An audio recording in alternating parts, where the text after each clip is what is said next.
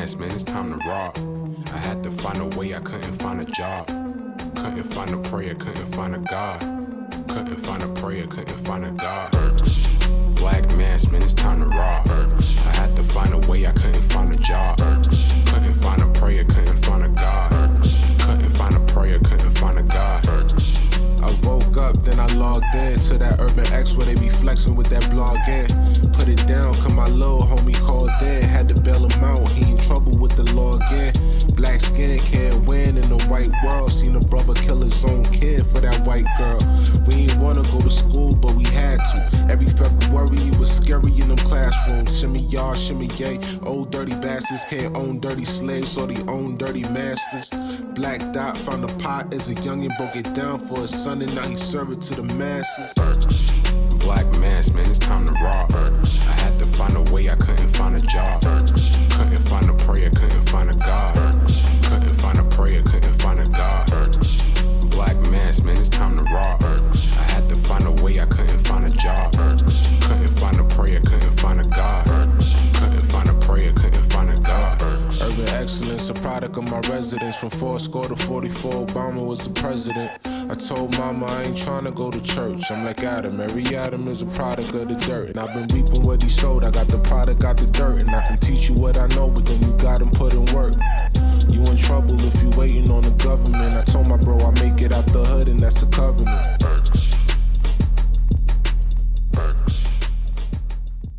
Peace. Welcome back to a special episode of the Urban X podcast. We got Brother Oba in the building. Legendary Oba in the building. Let's clap it up. Yeah. Let's get this thing popping. I know y'all checking your dates on your screen, making sure it's real. But yeah, it's real. Y'all confused. It's real. We here. We didn't pre-record this. We didn't plan it. Well, we did plan it, but we didn't tell y'all about the plan. Absolutely. You know what I'm saying? So we here. Thank you guys for joining us. Thank you, Brother Oba, for joining us once again. You know what I'm saying? Absolutely. I feel like the resident, you know what I mean? Absolutely. Let me fix you up. You're good. Editorial and shit, you know? Wow. So what's up, man? Good, man. Trying to stay corona free. Yeah. You know Facts. Yeah. Trying to stay corona. I think my phone got it now. I was just telling Doc, like, my phone acting crazy. Crazy. Yeah, man. You know, the world has been upside down. You know, I'm not gonna say, I ain't gonna hit nobody with no conspiracy. Mm-hmm. You know what I mean? No, but you can. Yeah, we do this Monday and Thursday. Yeah. We let it go. You know, like I'm not crazy. Like I don't know what's going on. Right. You know, like I ain't got no grip on it. Mm. You know what I mean? I ain't gonna tell you I read some book and they said this is gonna happen in 10 years. I don't know what the hell is going on. Yeah. Right. But I do understand that. I used to read. I don't read as much as I used to, but I read. And I've read about plagues, and this don't really match what they say. You know what I mean? Like, true story. Not, and I don't mean this derogatorily, but like India should be dead by now. Like everybody, they on top of each other. Talking about social distancing and coughing on each other. They squatting, defecating in the street. So I don't understand why. Yes. Yeah. Yes. So I'm not gonna, I ain't gonna sit here and have no crazy probable, I don't know, and You know what I find really bizarre is when you go to the airport. This is just one of the things. While you're waiting to get on the plane, you have to exercise 6 feet of distance, and then they cram you all in the plane, and you sit next to everybody, and everybody's on top of you when you get on the actual plane, where there is no extra air. Right, and it's that funny air, plane air. That fucking plane air. They tell you you're supposed to take, what's the airborne or one of those, just because you're on the plane? Yeah, just... I got one better for you, though. Don't exchange money, but put your numbers in this pad that everybody and their mama done touched. Okay. Yes. Like, all right, whatever. Yes. You know what I mean? A lot of it don't make no sense, but I've it's giving me time to stay in the house and enjoy staying in the house. Mm-hmm. Because I told y'all, niggas be talking about they outside. I'm like, you homeless. I don't know what you're doing outside. It's cold out there. You know what I mean? True story. I ain't nobody trying to hang out in nobody's project hallways and none of that. Like, that is not even for children. You understand? Yeah. But I'm in the house. I appreciate being in the house because I see how crazy people are. Like, this whole thing has stretched people's humanity. Yeah. You see people fighting in the store about nothing. Yeah. let's be clear. If you didn't kill my homie, if you ain't sleep with my girl, smash my girl. Yep. tell the people's on me about something I did 10 plus years for, you know what I mean? Or take some money from me, I don't really have no problems with you. True story. So all the haters and hate, I think that's for this year, I think we should cancel and bury the word haters and hate. It's been around since B.I.G. Yes. Play haters and all my haters. Shit, he had the song Hater. Right. Player hater. At this point, what's that? Almost 30 years later? Almost. And we still using this mentality. Like, I think we should cancel that. Like, hate is a strong word. You know what I mean? Who do you really hate? What do you really hate? You know what I'm saying? So this year, you know, I just been getting, you know, I got a whole bunch of books I'm trying to put together. I got a, you know, a coffee table book. I got a sci-fi thing. I got this classes going on. And I had to change the format for my classes because there was a lot of ghost riding going on. Really? Yeah, like, so I had it on Patreon, and people will subscribe, but they don't say who they are. Got you. Okay. So now I do a Q&A. You hear on my lingo, then you take it someplace else and you remix it. And got you. You're selling it on the holistic, you know what I'm saying? Got you. So I had to, because I'm not interacting with the people. So now I'm like, all right, so if that's what they're going to do, then I'm licensing it. So now I got it on Vimeo. So you could rent the video, or you could own it, purchase it and own it, right? In fact, I'm going to give y'all guys some passes, some free, so that people... Yeah, we gave some out to a few of the people. 20. And, you know, because at the end of the day, man, it's not even about... Because the information is not mine. Right. It doesn't belong to me. Right. But you compensating me for the time that I took to collect this information. Experience it, sort it out, and then articulate it back to you. Because there's a whole bunch of people doing what I do in terms of culturally, but they don't know how to explain it. There's no way to grasp it and articulate it to people. Yes. So you paying me for that, right? And you know, like, people don't have any honor to creativity anymore. Right. You know what I mean? They take something, they expound on it, and they don't want to pay no homage. So, you know, I kind of like, you know, I had to revamp everything. You First of all, I'm glad you went online. Let's clap that up, Malcolm. Because you old school. I was telling people last week, I said, Oba's old school. He'll sell books out of his car before he allow, Amazon and somebody else. But I said, because the world needs to get a piece of you somehow, some way. By you taking these classes online, it's now worldwide. Anybody who's on that path now to get in and get their study on, and at least, you know what I'm saying, learn something important in their life. So I'm real glad you did that. That was a boss move I didn't see coming. Well, you know, the other thing when we were talking about earlier, I want to empower my brothers with the ability to fend off the ego. You know, we are trapped in this paradigm, or this albatross that keeps us stuck in this, I don't want to say ghetto or thug mentality, but just a mentality or a custom of aggression. And, you know, I had to, like, at this point, I'm like, you know what? I don't really got to beef with nobody. Like, I love everybody, man. I don't want to see you die. And so it becomes like, you know, you have to bend in order to weather the storm. So, all right, you know what? I'm going to get with this internet thing because I see a lot of people. So now what's interesting is the people from my community, from the spiritual, like the hardcore spiritual community, those who are practicing traditional religions, they strayed away from all of this. It was a couple of kooky people that got involved. They had their motives. But I've kind of established myself in the internet world with this. So, you know what? If I can change somebody's perspective or give them an outlet so that they don't have to continue to be stuck in this albatross of I got to be tough and I got to necessarily hold it down. Like, that's because we see that right now in the regular pop world, with the mentality of people and the things that they celebrate is like, what? Yeah. Yes. Yeah. Absolutely. It's mind-boggling. So, like you said, I'm old school. I don't really want no problems. I don't want no bloggers. I don't want nobody commenting. You know, they talk crazy. Oh, he's fat, he's sloppy. Internet gangsters. He don't eat enough greens, and he should be on a mushroom diet and all this craziness. And I'm like, yo, you know what? You ain't been able to walk in my shoes. But anyhow, so you know what? For those people that are earnest, I'm giving this information to better their lives. Absolutely. See, this is not get rich quick information. You know, I'm not giving you a seminar how to get over on selling houses and be trying to sell you real estate. You know, all of this black excellence, and it's really you just imitating white people. You understand? Facts. You're just imitating white people. So here it goes. It's on Vimeo. You can rent it. You can, You can purchase it. Yeah. Right? There it is. There's nothing else to say. Clap that up. Clap Clap that that up. up. Yeah, that's dope. That's dope. And it'll be here, you know, for those who, you know, coming into their own. Absolutely. Because a lot of people have questions that you've answered 30 or 40 times. And you're like, okay, now this is going to answer. How many classes is up there already?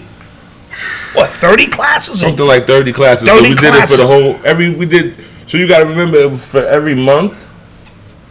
No, for every week last year. We had 2 episodes. So it was like one day I put out something, which is the lecture, and then in the middle of the week, by Thursday, I'm doing a Q&A. Got you. So we did that for the whole year. Wow. So some of the videos are me interactive, like I'm showing you how to do the stuff. Right. And then you get to see the Q&As where people, you know, they bring in questions that you may have or you might not even thought of. That, you know what I mean? So, you know, it's up there. We in the digital world, baby. Yes, we are in the digital world. It took a lot for me too, Oba. I'm not gonna lie. Malcolm brought me in. Yeah. It was tough. I was like, I don't want nothing to do with this internet gangster shit. I don't none of this goofy shit you niggas is doing. And he was like, yo, and Eli. And I said, you know what, Eli, I got to create this platform so people can see how brilliant he is. So he the one who really birthed this. You know what I mean? And then Malcolm was like, yo, Dad, let's do this. And here we are. No, I appreciate y'all. I know really what I mean? do. Yo, the content in TV land right now is trash. You know, that's one thing that this COVID thing did. It kind of shrunk the content. Yes. So your platform is a platform of some meaningfulness. Like there's a thought to what you guys are doing. Other people are not journalists; they're just reporters. Yes. Right. They're reporting the ratchetness. Right. And so the COVID really stretched the internet to its abilities. Because there's no content. So there's only a few things that certain things kind of fell off. Certain things, like right now, like the battle rap thing used to be my thing, but then, you know, I understand that they got to monetize. So they got their little apps and all that. So now they took that out of the free, you know what I'm saying, internet space. So now it's just like, you know, rehash gangster stories. Somebody want to hear about that. You know what I mean? 90s and shit. Yeah, we have to be really crystal clear. Like, why are we celebrating those who failed? See, because people have misinterpreted what those people were doing. Those people were involved in criminality. I was involved in criminality. I was a criminal. This ain't got nothing to do with thug and ghetto and hip hop. It's criminality. And in criminality, you are supposed to get away. You're supposed to get the bag tight and bounce. Right. Yes. So I don't give you a trophy if you failed. Right? I'm gonna prop somebody up because they were so great and they had so many gold chains, but he failed. He got caught. Yes. Right? And then when you come home, we celebrate him. Yeah. Like, why? I don't understand that. Yeah. You know what I mean? And you know, generationally, I have an issue with these cats because I was born in '77. These guys terrorized us. And now they're like, oh, I'm a CEO of Rock Nation. Like, what? Used to try to take my lunch money. Now, like, that generation, now y'all trying to switch it on. And most of my generation is dead. Like, it's interesting because one of my best friends, I just found out they got 25 to life. Like, I knew he was locked up. I was like, oh, he got some numbers. And then they was confirmed, like, nah, son got a quarter. Right? and that's the norm. Either my friends got 1,000,000 years in jail or they dead. Gotcha. And so now the dudes that gave us those packs to sell, that were riding around in the cars and all that, they're celebrated. And my homeboys are in the cemetery. Right? And I had put up a post, like everybody was all happy. They was like, oh, yay, Harry O is home. And I was like, why do I care? Like, tell me about Mumia. Yes. Why is Mumia not being, you know what I'm saying? Nobody's rallying to get Mumia out. But you're telling me about Harry O? Yes. Like, I don't want to hear about Harry O. Like, I don't want to hear about failed gangsters who may be a part of the government now. Ooh. Drop a bomb, Malcolm. Come on now. Get on your DJ shit. It's my fault. It is over there. Yeah, you know what I'm saying? So, like, that you watching content, and these guys are telling you how many drugs they sold, how many people they killed, and you're like... It baffles me too, King. It baffles me. Yeah, we was talking about this on Monday. We celebrating this? Yeah. You kill people, then you kill us, then you rhyme about how you killed us. We reward you for that. Yeah, we bought to spend the money on you, and then you turn around, and then you get Hollywood or gentrified, as I like to say. Yes, you acting funny with me, like you above us. Yes. So now all the rappers, all the videos are houses of opulence with chandeliers and and laundry rooms, and I'm like, yo, most of the people that pledge allegiance to this, they don't have those type of homes, and so you're telling them off the rip that they ain't shit. You feel me? And so I'm not really with celebrating those gangsters from the 80s. I don't really care about those guys. Those guys, because those guys benefited from the baby boomers. Those guys were able to play outside and not have to worry about gunshots. Right. Those guys didn't step over crack vials. They may have necessarily had to deal with dope fiends and things of that nature, but then you transferred that onto my generation, and my generation paid the ultimate price with our lives. Right? And so now you guys get to come home and be celebrated, and I'm still arguing with the young boys in my neighborhood. Got you. The young boys in my neighborhood, I'm 43 years old, and I got to argue with 20-year-olds because they feel like what have I accomplished? I'm not even celebrated for being this old. Yes. You feel me? That's a good point. And so it's like, I appreciate the fact that you guys have a solid platform with solid content. And solid audience, man. We absolutely. Because the people have maintained, because it's up to them. You can't sell them good stuff if they don't buy it. Facts. You feel me? And so you can have all the organic bread, but if then nobody come and get it, it don't mean nothing. Right. And so, I appreciate your platform because the internet has gone crazy, man. You know what I mean? And I'm not shouting out none of that ignorant. Nah, we not doing that. Yeah. So the latest is Bobby's home, Smurda. So, and I'm like, why are we treating this nigga like a war hero who just came home? And no disrespect, you don't want to see a black man in jail. But as we were sitting around talking, we got to get our priorities correct. You know what I mean? On because as long as we continue to celebrate it, it's continued to fester. And the industry is going to take full-fledged advantage of all of this. You know what I mean? And I'm like, okay. Well, what about the guys that they supposedly shot at or shot?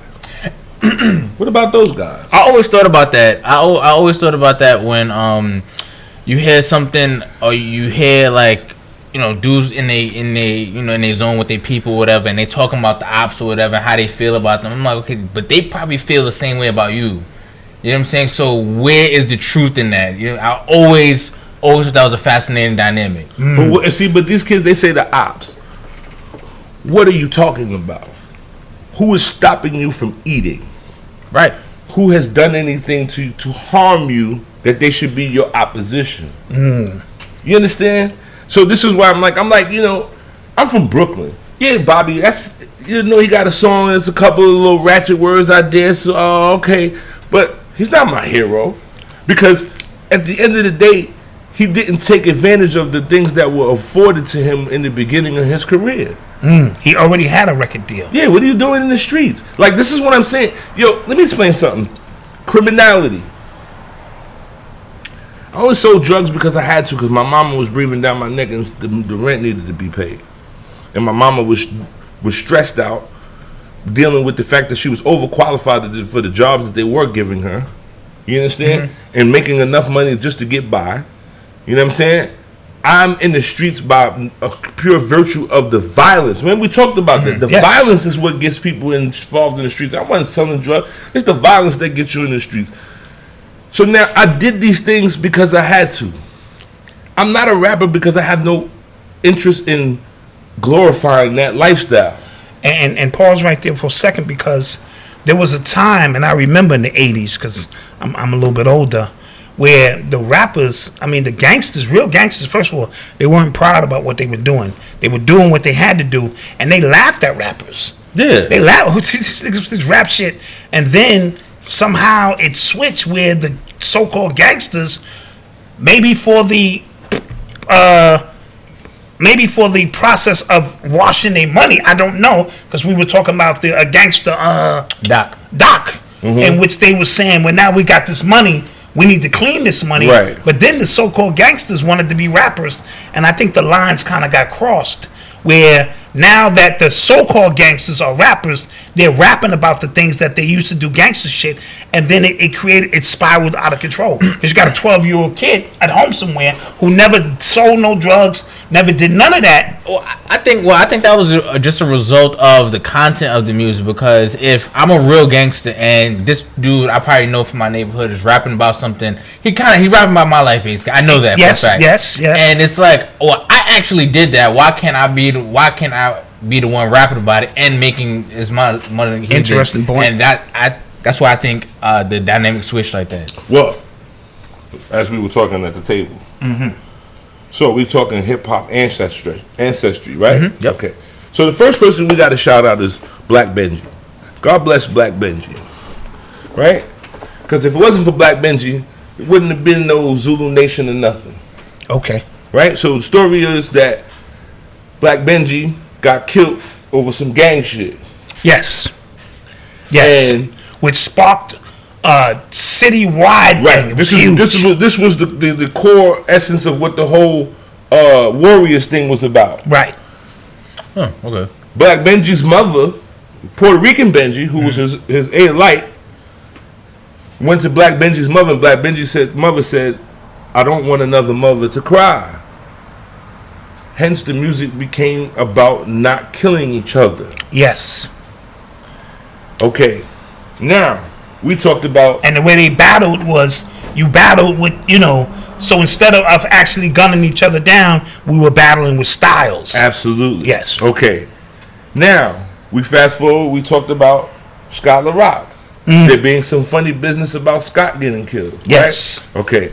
But the most profound one is the fact, like I said, those out there who be on the Google machine, they can do the fact checking. The Google machine, right? Interscope Records owns Death Row Records, or owned Death Row Records. Mm-hmm. Interscope Records was owned by Seagram's Gin. Yes. The first single for the Chronic is Juicin' Gin. Yep, Snoop's first single. We've been hoodwinked. We've been hoodwinked. Mega hit. We've been hoodwinked. The music has been co-opted. Now, God bless Prodigy, but I went to school with him. Can't nobody in Queensbridge and none of them tell me how tough he is. You heard? He about 4 foot nothing. Mm-hmm.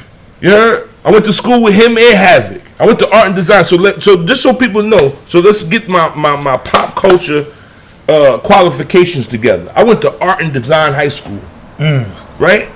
In the middle of Manhattan.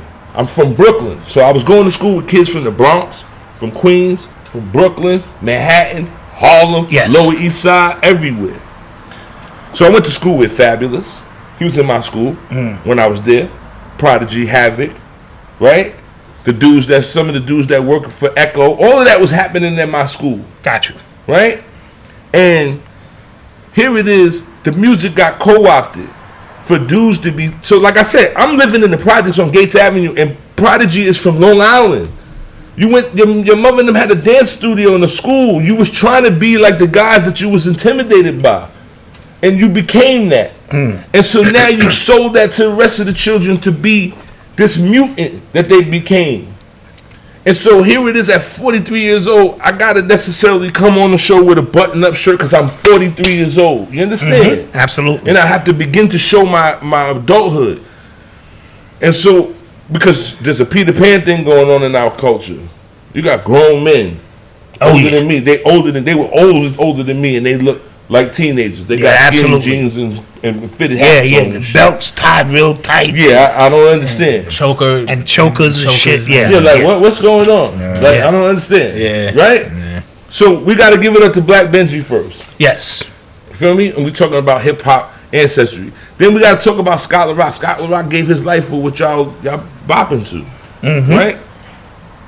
Before we ever get to a Biggie and Tupac, these people laid their life down. So now you understand that no movement is without bloodshed or a body. Casualties, for sure. Casualties. And so these people said that they are the foundation of your hip hop culture. But now we have to look at the culture through a different lens. And we have to understand that we've been duped. Okay? We've been duped. They've been selling us poison. They've been selling us egotistically, what they call it, toxic masculinity. They've been selling that to us as men, as women. This has become our... Yo, it was crazy. I saw a girl on Instagram or one of them social medias talk about how her baby looked. Yo, I almost cried. The way she was describing her She baby. was like, oh, I was talking about other people's baby and look how my baby came out, and she showed her baby and it was a baby. Yeah. The baby had wide eyes open, but here it is, his mother thinks that he's unattractive. Yeah. Because she has a false sense. Like that shit. Yo, I had to turn my phone off that day, man. Like, yo, I was so upset. Like, yo, how could you curse that baby like that? Yes. Like, yo, you understand that beauty is in the eye of the beholder. There are people that society doesn't necessarily see attractive. But to call somebody ugly outside of just like on some, oh, you ugly. Like, that shit is one of the most foulest things that you could do. Especially a baby. Right. Especially a baby. You know what I'm saying? Like, my grandmother and them would never even utter the words that a baby was stupid. Or slow or ugly. Yeah. Like, she'd be like, like, the baby is... They'd be like, bless his heart. Right. Like, they send love to them. And this girl was literally handing a little baby like a doll to my mom. Look at my baby. Look how funny he look. And I was like, oh, man, he don't even know that God just cursed him. Yes. God just cursed him. Yes. And I was like, yo, man, what is we doing here, man? Like, we got to do better, man. Like, we got to change the way we treat each other first. Before we start talking about Black Lives Matter and police brutality and this and that, how do we treat each other? You know what I'm saying? Like, if I go past another black man, I got to tense up. And I got to worry about whether or not we... Yeah. Right. Yeah. Like, what is going on here? Like, and so, and hip-hop has become the bag that everything is put inside. Right? And so... It's like we used to have expectations outside of hip hop, and then hip hop became like in one chapter in my book. It's called "Rap is the Savior," and I meant that like your only goal now is to rap, like and everything like you said is put in that same bag, and it's like they put a net over us, and they catch all of this talent, all of this energy, and they just suppress it in some fictitious shit called rap. And the thing is, the kids be trying to tell you, well, what else am I gonna rap about? And I'm like, you know, there was a time when there people like Kwame and Salt and Pepper. Dude, my whole catalog from the 80s, from 1982 to the current day is no drug selling, no killing, no murder. No, so don't tell me what you can and cannot rap about. Right, and so we stuck with this. We stuck with this deaf music. You feel me? And you got to understand, it's very, very neurotic, because in one hand, like this is the music of my time. I grew up with this, but this shit is fucking detrimental. Like, this shit is poison. And I be wanting, Oba, and it's funny you say that because people look at me like I'm switching up. No, I'm not. I lived through all of it, but at some point when you grow up in retrospect, you got to look at it and call it for what it's worth. So, yo, Dot, you selling out? No, I'm not. I'm just telling you what it is. Put that childish shit away, and let's look at the ramifications and effects that it has had on all aspects of our life. And stop telling me these niggas is your hero when they did more damage, right, than they did good. Right. You know what I mean? Like they, in comparison, you could say that this rapper, he inspired me, but then another, you could go to the prisons and ask a bunch of niggas if they was what they was listening to before they caught that bid. Absolutely. You feel me? What would get them hyped before they caught that bid? Yeah, what was you listening to that got you in that mindset?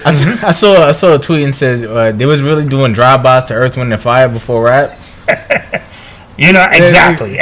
Damn well they weren't, but right, because there was no need for that. Yeah, it was a funny tweet. Love and inspiration. MC8, his first album, I think was called Music to Drive By To, or Music to Do Drive By To, something like that. Got you.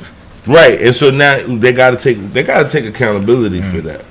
You know what I'm saying? Like, they gotta take accountability for where we are today. That, like I said, you got a whole debate. Like, Meek Mills is going crazy about this boy. Leave him alone. Yes. Leave him alone. Yeah. Leave him alone. That is not what you should not be focusing on this kid. Right. Unless you have ulterior motives of why you focused on this kid. Well, I mean, listen, I got my own feelings about it. Like, I don't really care one way or another. What I don't appreciate is the public opinion and perception of things. So niggas be like, oh, he snitched, and I'm like, what would tell you that he wouldn't? Yeah, exactly. When you met him, I'm going to the weed spot. Yo, son, stay right here. I'll be right back. I'm not taking him to the weed spot. The niggas in the weed spot, but what you bring this thing in here for? Right. So who told you to put him in your gang? Right. At the center of your gang. So now, what we talking about, they got the hip hop uncovered, right? The gangsters are supposed to make sure that the rapper never gets into anything. So now, everybody want to point the finger at him. We should point the finger at the non-trade niggas. Y'all niggas was not on y'all job. Y'all niggas dropped the ball. All the way. Facts. All the way. Facts. Right? Your big homie wrote a letter to the judge.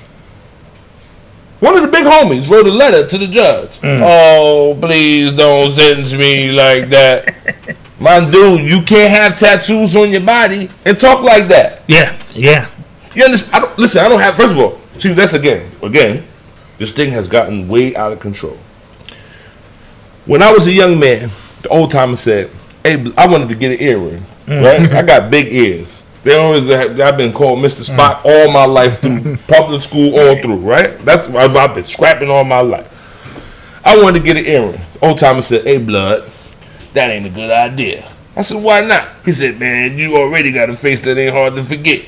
What would you want to put an earring in your head for? He said, man, you don't go get no tattoos and none of that shit, man. You're the criminal. So why all these niggas got tattoos on their faces, but they supposed to be gangster? I don't understand. Please drop a bomb for that. I don't understand. Yes. I don't understand. Right? So now they tell on themselves. So now this kid, let's just say hypothetically, because, a lot of it has to do with racial profiling. A lot of our people, because they was loving him when he was with all the black bloods, but now he's a Mexican. So now, again, nobody told you. My mama would be like, yo, you sure that's your friend? Like she'd be like, yo, we bring that boy to my hospital. Like, you sure that's your that sounds just like mama, too. Mama would be like, don't bring that boy around here. Right? So, now, let's look at it from his perspective. We already understand that this whole rap thing has been a facade. It's a hoax. Yes. Eazy-E ain't nobody's gangster. Right. Let's just be very clear about this. Right? We understand that this is performance art. Ice Cube has never been a gangster. Yeah, O'Shea Jackson ain't about that life. Neither has Dr. Dre. Okay, so now, with that being said, we understand that the little Mexican kid figured that he could get in the game that everybody else was playing. It's like wrestling. Okay, so maybe he took it too far, like the Ultimate Warrior. Who knows? But the reality is, when the tables turn, you want him to go to jail for the rest of his life for some things that he really didn't participate in, number one. Number two, You niggas done kidnapped the nigga. Forget the chick shit. If you kidnap me, what are you talking about? There's only two things that I can be. Afraid, you understand, which is going to make me tell, or afraid, and me get up out of here. But it's not going to be a good, you know what I'm saying, ending to that. So, who thought that it was going to be, like, niggas, listen, I done been in the bullpens. You can be like, yo, boy is going to tell on us. And we already know. You already know. Man, get ready. Yes. Nobody was like, yo, the Rainbow Kid is going to tell. Like, yo, what did y'all think was going to happen? So y'all should have been nicer to him. You think? So that he could stay out there and maybe, because the investigation was going on before. Listen, hold on. Before we even go into this, I was here some time ago. And when you asked me about this, and I said to you, oh, they're going to jail. Yes. Yes. Yeah, you did. And I told you that the dudes that was running with him was not gangsters. I remember distinctly. Go to the archives or the troll babies or whatever they want to call themselves. Go in the archives and look. You will see that I said that these dudes were not what they say they are. So now, you want this kid to go do a bid for people that just tried to hurt him. That's impossible. That makes no sense at all. There's no way in the world. If I was his homeboy, I couldn't have been in the cell with him and been like, nah, son. Keep it a bean, son. You got to hold that. Basically. Yeah. Listen, I've seen some gangsters tell on niggas before. Lord have mercy, we're not going to get into that. I need my life. Anyway. You know what I'm saying? So, this whole... And then when you look at him, nothing about him says he is not going to tell. Nothing about him says he's a killer. He's playing a character. This is CB4. Yes. In the movie CB4, he was an over actor in the movie CB4. You know what I'm saying? He was overplaying his role, and it went left. Hold on. Before you finish that statement, 50 Cent, Curtis Jackson, niggas will tell you that he is a gangster. His only time in jail was in shock. Gangsters don't go to shock. You heard? Gangsters like me, we don't get shocked. You know why? Because that shit is not my qualifications. My qualifications are too high. You understand? Shock is when you got caught with some drugs and they gonna send you home. He's not a thug. Got you. Listen, just because he got shot. Remember, Jay-Z said, "I respect the shooter." Right. He said, "You respect the guy who got shot. I respect the shooter." This is where we are, and this has snowballed, right, to the perception that everybody's in with the famous and with the crowd, and as long as it's with the crowd, then it's all good, right? So it doesn't matter how you gonna end up in the situation, as long as the crowd is going with whatever it is, and it's a popularity contest. You feel me? It's a popularity contest, and so I'm not really, I think this whole hip hop thing, it got to be destroyed to be rebuilt. I said that before too. I said when it was in its purest form and we were really using the energy and the music, we spoke about the Congo drums and all of that energy in its purest form before these devils got a hold of it to co-opt it. We were hungry. We needed expression. We needed an outlet. We needed to stop, certain things. But once it became Hollywood, it was a wrap. Yo. It's a wrap. I didn't know that Justin Bieber was on Def Jam. What do you mean? He on Def Jam Records, yeah. He started on. Didn't he start on Def Jam? Yeah. Yo, son, my whole childhood is destroyed. What are you talking about? Who is that Def Jam that they signed Justin Bieber? This thing got pink hair. Yeah. Like, yo, you see what I'm saying? Like that's like that's like Motown if they signed Ed Sheeran. Right. Come on, son. Right. Come on, son. Exactly. Okay. Come on, son. Motown was like, Ed Sheeran is the next thing out of Motown. You'd be like, what the fuck's going on over there? Facts. Yo, I didn't know, because I don't watch TV and all that shit. I don't be know. So I was watching the videos on Vivo. That shit came on in the bottom. They be having the credits. This is a Def Jam music group. I was like, what? Facts. I said, the Lord has forsaken me. Oh my God. The white boys on Def Jam. Never again. Well, they had the Beastie Boys on that shit. They might as well make a Crush Groove Groove done crushed. Because this shit is bad. Yeah, this shit is bad. No, the Beastie Boys are the Beastie Boys. They marketed the Beastie Boys exactly what they was. They was some beer drinking hooligans. Yeah, you know what I mean? Who acted like white boys, and I thought they were making a mockery of the cultural aspect of it. But there were benefits from it because Run DMC got noticed basically because of the white boy. Yeah, Public Enemy got noticed because of Run DMC. Absolutely. You know, and so on and so on. So they were useful, but we never. Real hip hop heads never saw them as but they ain't gonna hold you. They had some joints that used to rock in the streets. Hip hop, body rock, and do what you do. Oh no, that rock. Beer drinking, breath thinking, Smith and glue. Yeah. That shit is hood shit. Yeah, that shit was hood shit. They had one or two joints that definitely rocked out. Yeah. But I went to see them niggas live, and them motherfuckers was crazy. Yeah, they out of control. That's a white boy. That's just Way a out white of boy shit control. for real. They was way out of control. Yeah. No, Yeah. hip hop ancestry. That's what we on today, Block. Yeah, we on that hip hop ancestry.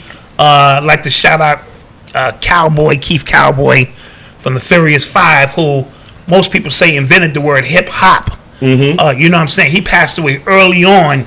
Not a lot of fanfare with it. I really do believe Scott LaRock's death was the first one that kind of implemented some other shit. Because remember, out of that came the self-destruction. Absolutely. And that whole movement of now using hip hop as a platform for social change.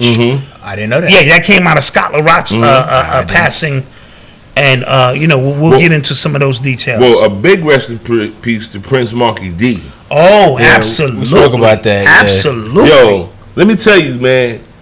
If you never listen to the Fat Boys, you don't know nothing about no hip hop. Straight like that. Yes. Like on some straight like that. But you gotta understand, they don't give them enough credit. They was the first ones that was doing a movie that had nothing to do with rap. Yes. They wasn't on stage hippity hopping. They had a couple of scenes where they might have said some raps, but they was on a movie. Yes, with no hip hop music in it. Right. They just was acting out. Yeah. Okay. When I was a kid, I used to wait up late to see Hot Tracks. And they would play jailhouse music. Yes. That shit was my shit. That shit, like to this day, like they didn't have samples. That shit was played. And it was played, and I want to shout out because my first single was produced by Dave Okram on the show. I thought his name was Paul Okram. He's produced for the Fat Boys. And we produced that in Quad Studios. This was in 84. This is way before Pac got shot himself in his penis and all that shit. Way before all of that stuff. Dave Okram, I said his name was Paul Okram because my memory is lost. So all of that stuff was played. There were no samples. In fact, my first single, the samples are the scratches are computer generated. Them shits go shaka shaka shaka, and you can tell it's like a keyboard. Shaka shaka shaka shaka shaka. We didn't even have the means to bring in an actual DJ. Right. But Dave Okram and Prince Paul, rocked on our joint. I'm gonna play that for y'all on the show. It's that called jailhouse rap. Kicking It Can Live. you feel it? That's the shit. Can you feel it? Boom boom boom boom boom. That's the shit. I had more love for the Fat Boys than I did for Run DMC. Like because being from Brooklyn, but they was Disco like 3. That's the what disco. Like the Disco 3 was just was raw. Like when you saw pictures of them, they looked like the hood dudes that I grew up around. They had the Adidas on. They had the you know what I'm saying. And my man with the beatbox shit was Buff was Buff is first of all Buff is a legend because don't nobody talk about Queen Pen used to date Buff. He's a legend. Buff is a legend. Buff wasn't shortchanged nothing. Buff, he was Queen legend. Pen was his girlfriend back in the days. You understand? Really? Queen Pen, no, like the Queen Pen that used to be with Teddy Riley. Okay. Rapper, okay. He was big back then. He was always big. He was always big, nigga. Yeah. He must have died like at almost like 500 or 600 pounds. Or something crazy like that. He was short. And the other one has lost a lot of weight. Yeah, they say you wouldn't know. You wouldn't reckon you wouldn't know it was him. Cool Rock. But that Ski. was them niggas was. Yo, let me tell you, man. The Fat Boys, man. Prince Marky D.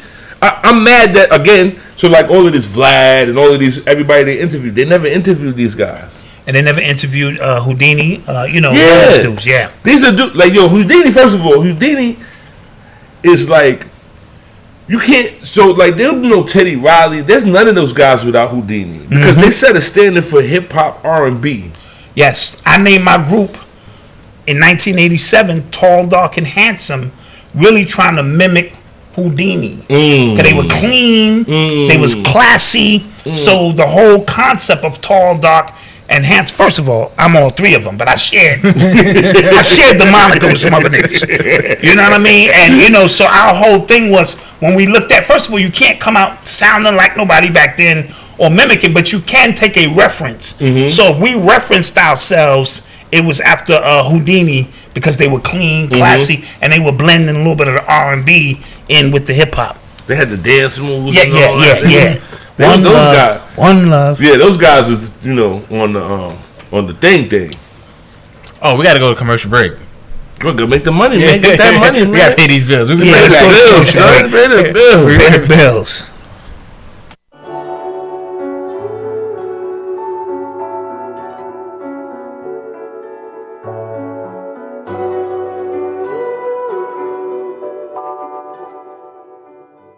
Yeah, fuck the shit, flip the script and get it right. Rewrite history, so this time we may get it right. Take the jewels from our elders, rock them and wear them tight. Apply it to your life, and so you're not blinded of your sight. It's taken by the white man, cause it's blacks we fight. And we taught that we angry and mad, just out of spite. But we too grumpy black men, tired of the lies given to the kid in their lifetime. Real eyes, realize, never fly by me, by we the people, how are we? If we treat it like the dirt beneath our feet, why we trees waiting to grow up, filled with knowledge, but whoever show us, the names is Bobby, me, and Arthur C. We'll bring your mind and show you things you thought you never see. Just be open-minded, take a listen, and you will see just how much truth and knowledge a black man can really speak.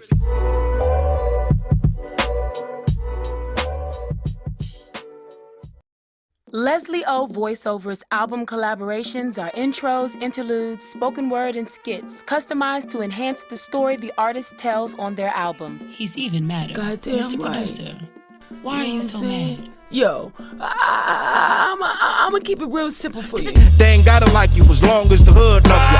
Man, have you seen that chick Cece lately? She's straight hoeing out here in these streets. We started. Make it look like one turned on the others than himself. Come right back. You can do that, you get 25 grand. Voiceover on all the music. The Ludes mixtape is a portfolio of remixed inspiration. Leslie O Voice album collaborations and voice tags for artists, producers, and DJs. Text me 903-246-4080.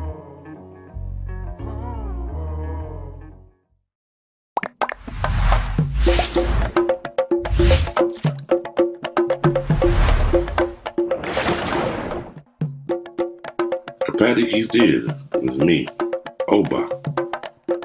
30 plus episodes on Spiritualism is now available on Vimeo and demand.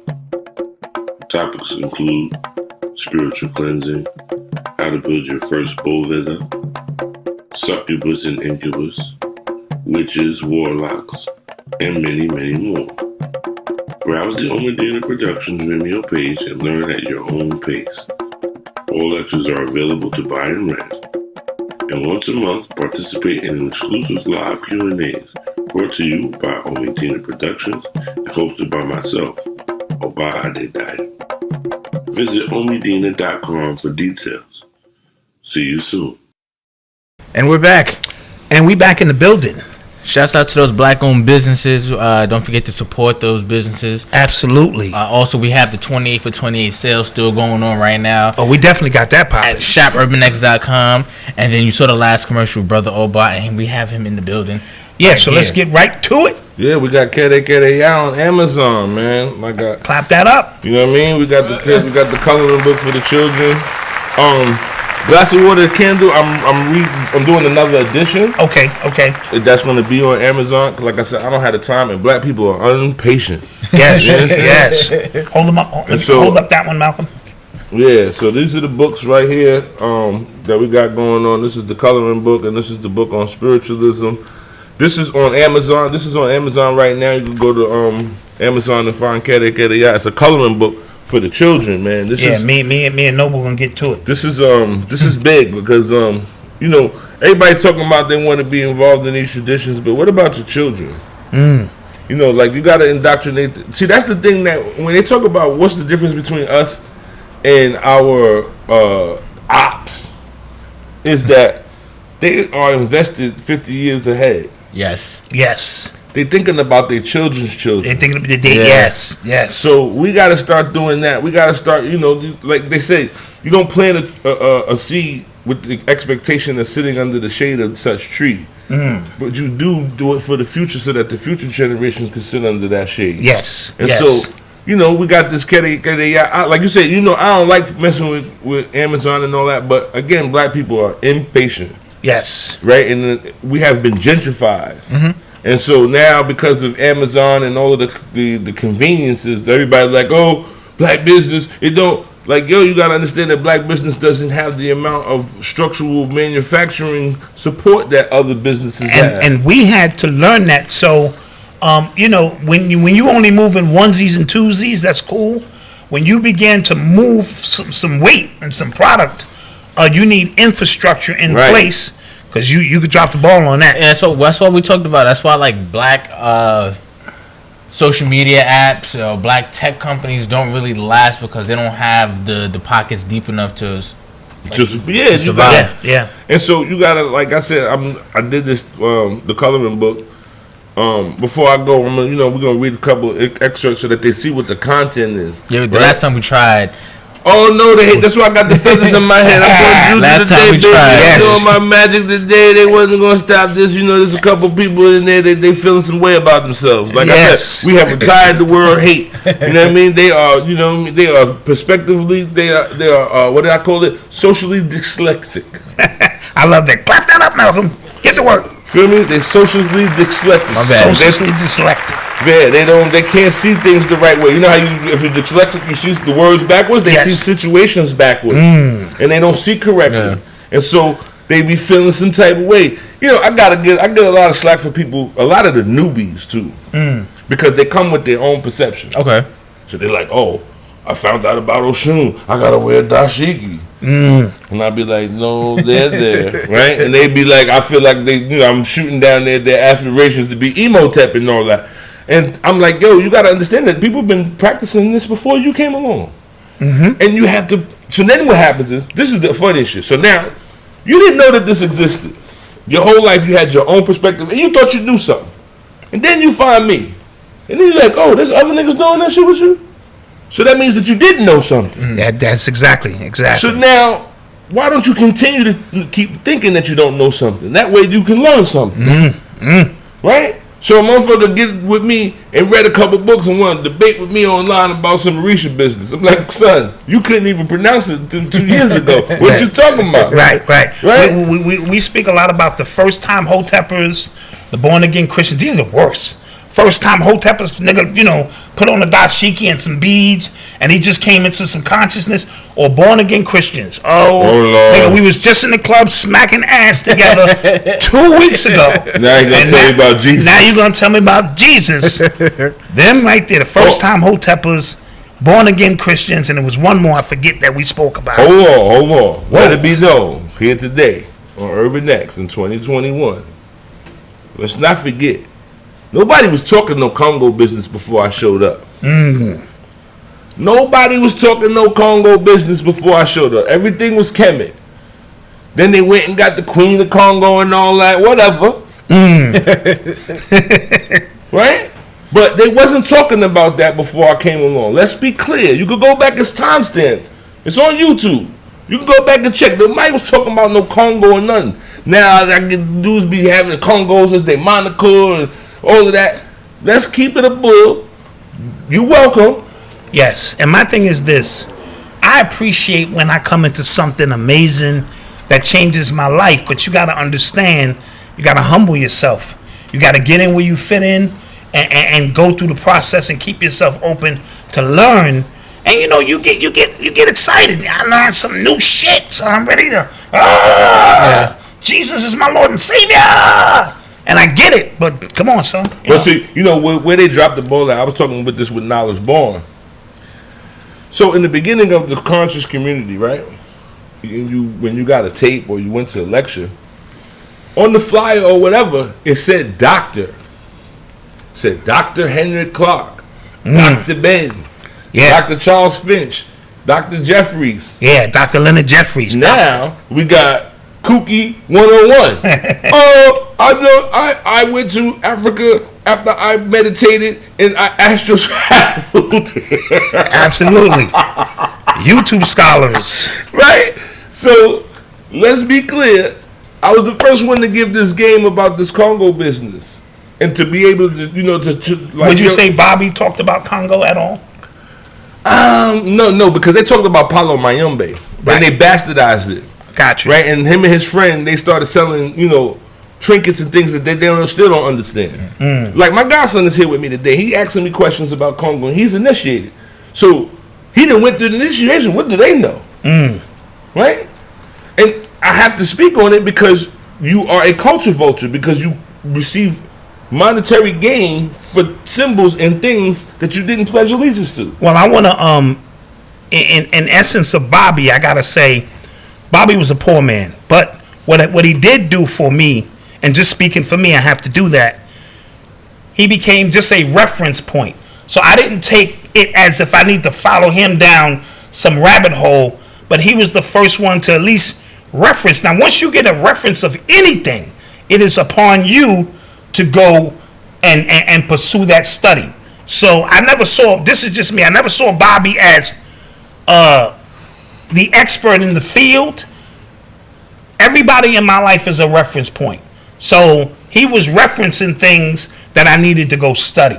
Now, obviously, you need to get with people more advanced as you advance your studies. Now, I don't know about his students or any of those who took it a step further. No, hold on. But here's the thing. God bless Bobby, right? On one end, I understand where people have their affections for him. Now, at the same time, the same way everybody could get mad at Vlad for talking about the Honorable Minister Farrakhan, I have issues with Bobby because Bobby talked about my goddesses and having threesomes with them. That I have to understand. When he got there, I believe this was a little later on in his teachings, that I can see how you can have an offensive to that. Absolutely. Have that threesome with Aphrodite's. With Shiva, with something else that you ain't connected to, but you don't respect African anything, that you would necessarily say something like that. And so for that reason, like I said, or everything, because for the neo-conscious community, he brought those issues. He brought that skeeter, right? But there were scholars way before him that was talking about the Orisha business. Right? And but nobody wanted to hear that because it was too rustic. Got you. Right? There was no scientific theories upon it. Okay. You understand? Yeah. So like the Dogon doesn't become even sought after until you start to hear about that in lectures and people start to write the books and they start talking about, people start reading the Pale Fox and things of that nature. Then they start to consider what the Dogon have to say. And now they're legitimate. The same thing happened with the Yoruba, right? And things out of West Africa. People were not comfortable with the understanding of killing chickens and voodoo. And no, I don't want nothing to do with that, right? So they'd rather deal with that which is scholastic and academic. Right? And so so God bless him because he sparked for people to even have the idea to even study some of this stuff. Yeah. But like I said, I was offended. Like, you don't do that to Muhammad. Gotcha. You don't do that to nothing else that somebody that people put their, they faith in. And it's interesting because I told you my grandmother studied and practiced fully. And I suppressed all of that because, kids teased me. And it wasn't until I heard Bobby, later on in life, that I was able to reconnect. That's what I mean, a point of reference.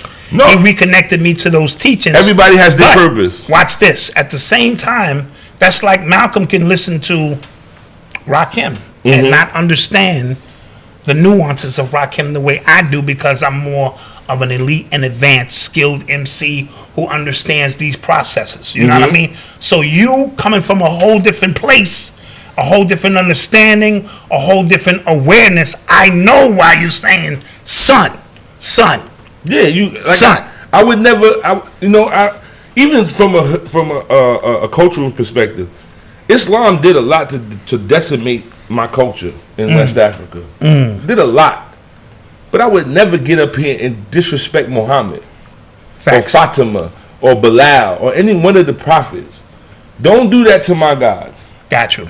You know what I mean? No, that's a fact. So now my gods become a novelty for American I don't even gods. disrespect Christian. I don't even disrespect Christ. If you watch my show, we make a joke here and there, but because if that's where you at with it at the current moment, I have to respect that. So that's why we don't have we don't get on this platform to bash people's, shit. I got an issue with Christ either. I got an issue with how he's being represented. Got you. See, like I said, you only see, they don't post pictures of Bob Marley with his hair, him losing his hair when he's going through the cancer. So why you got Jesus on the cross? Got you, dying. Yeah, with nails in his hand, and you praying to him. And I said, the Catholic Church, when you go to those Orthodox churches with those white folks, Jesus ain't on the cross. He got a cape on, he got a sword, he got a cup, he got his chalice, right? They don't see him on the cross. So my thing is, it's not about Jesus, it's about the depiction of him. How can you ask somebody for help that can't help themselves at that moment? Absolutely. And I've always even wondered as a child, and it was just me in my thinking, why this is not a symbol of something strong to me. At all. You know what I mean? Even when Kaepernick was kneeling, I said, dude, everybody kept saying this is a revolutionary act. I'm like, nah. And I kept saying, nah, I don't. How? Kneeling on your knees? Kneeling on down your my knees. feet before I down on my knees. Absolutely. So how is kneeling something revolutionary? So I was just kind of confused. You know what I mean? But how some of the images that we Social dyslexia. Social dyslexia. I like it. Social dyslexia. I like it. This is I saw a great point in the chat just now. Okay, find it for us. Oh yeah, Love Student. She says, "Never the prophet is always the followers." That's the problem. Yeah. Certainly. Like I said, no ill will to Bobby. You know what I mean? Like I said, I understand that he sparked a whole generation of people to even look in this direction. But like I said, I can't accept the disrespect to my gods. Like, you have to understand, like, this shit is deeper than just these goddesses. I have family members who have been initiated to some of these deities. So I associate them with family.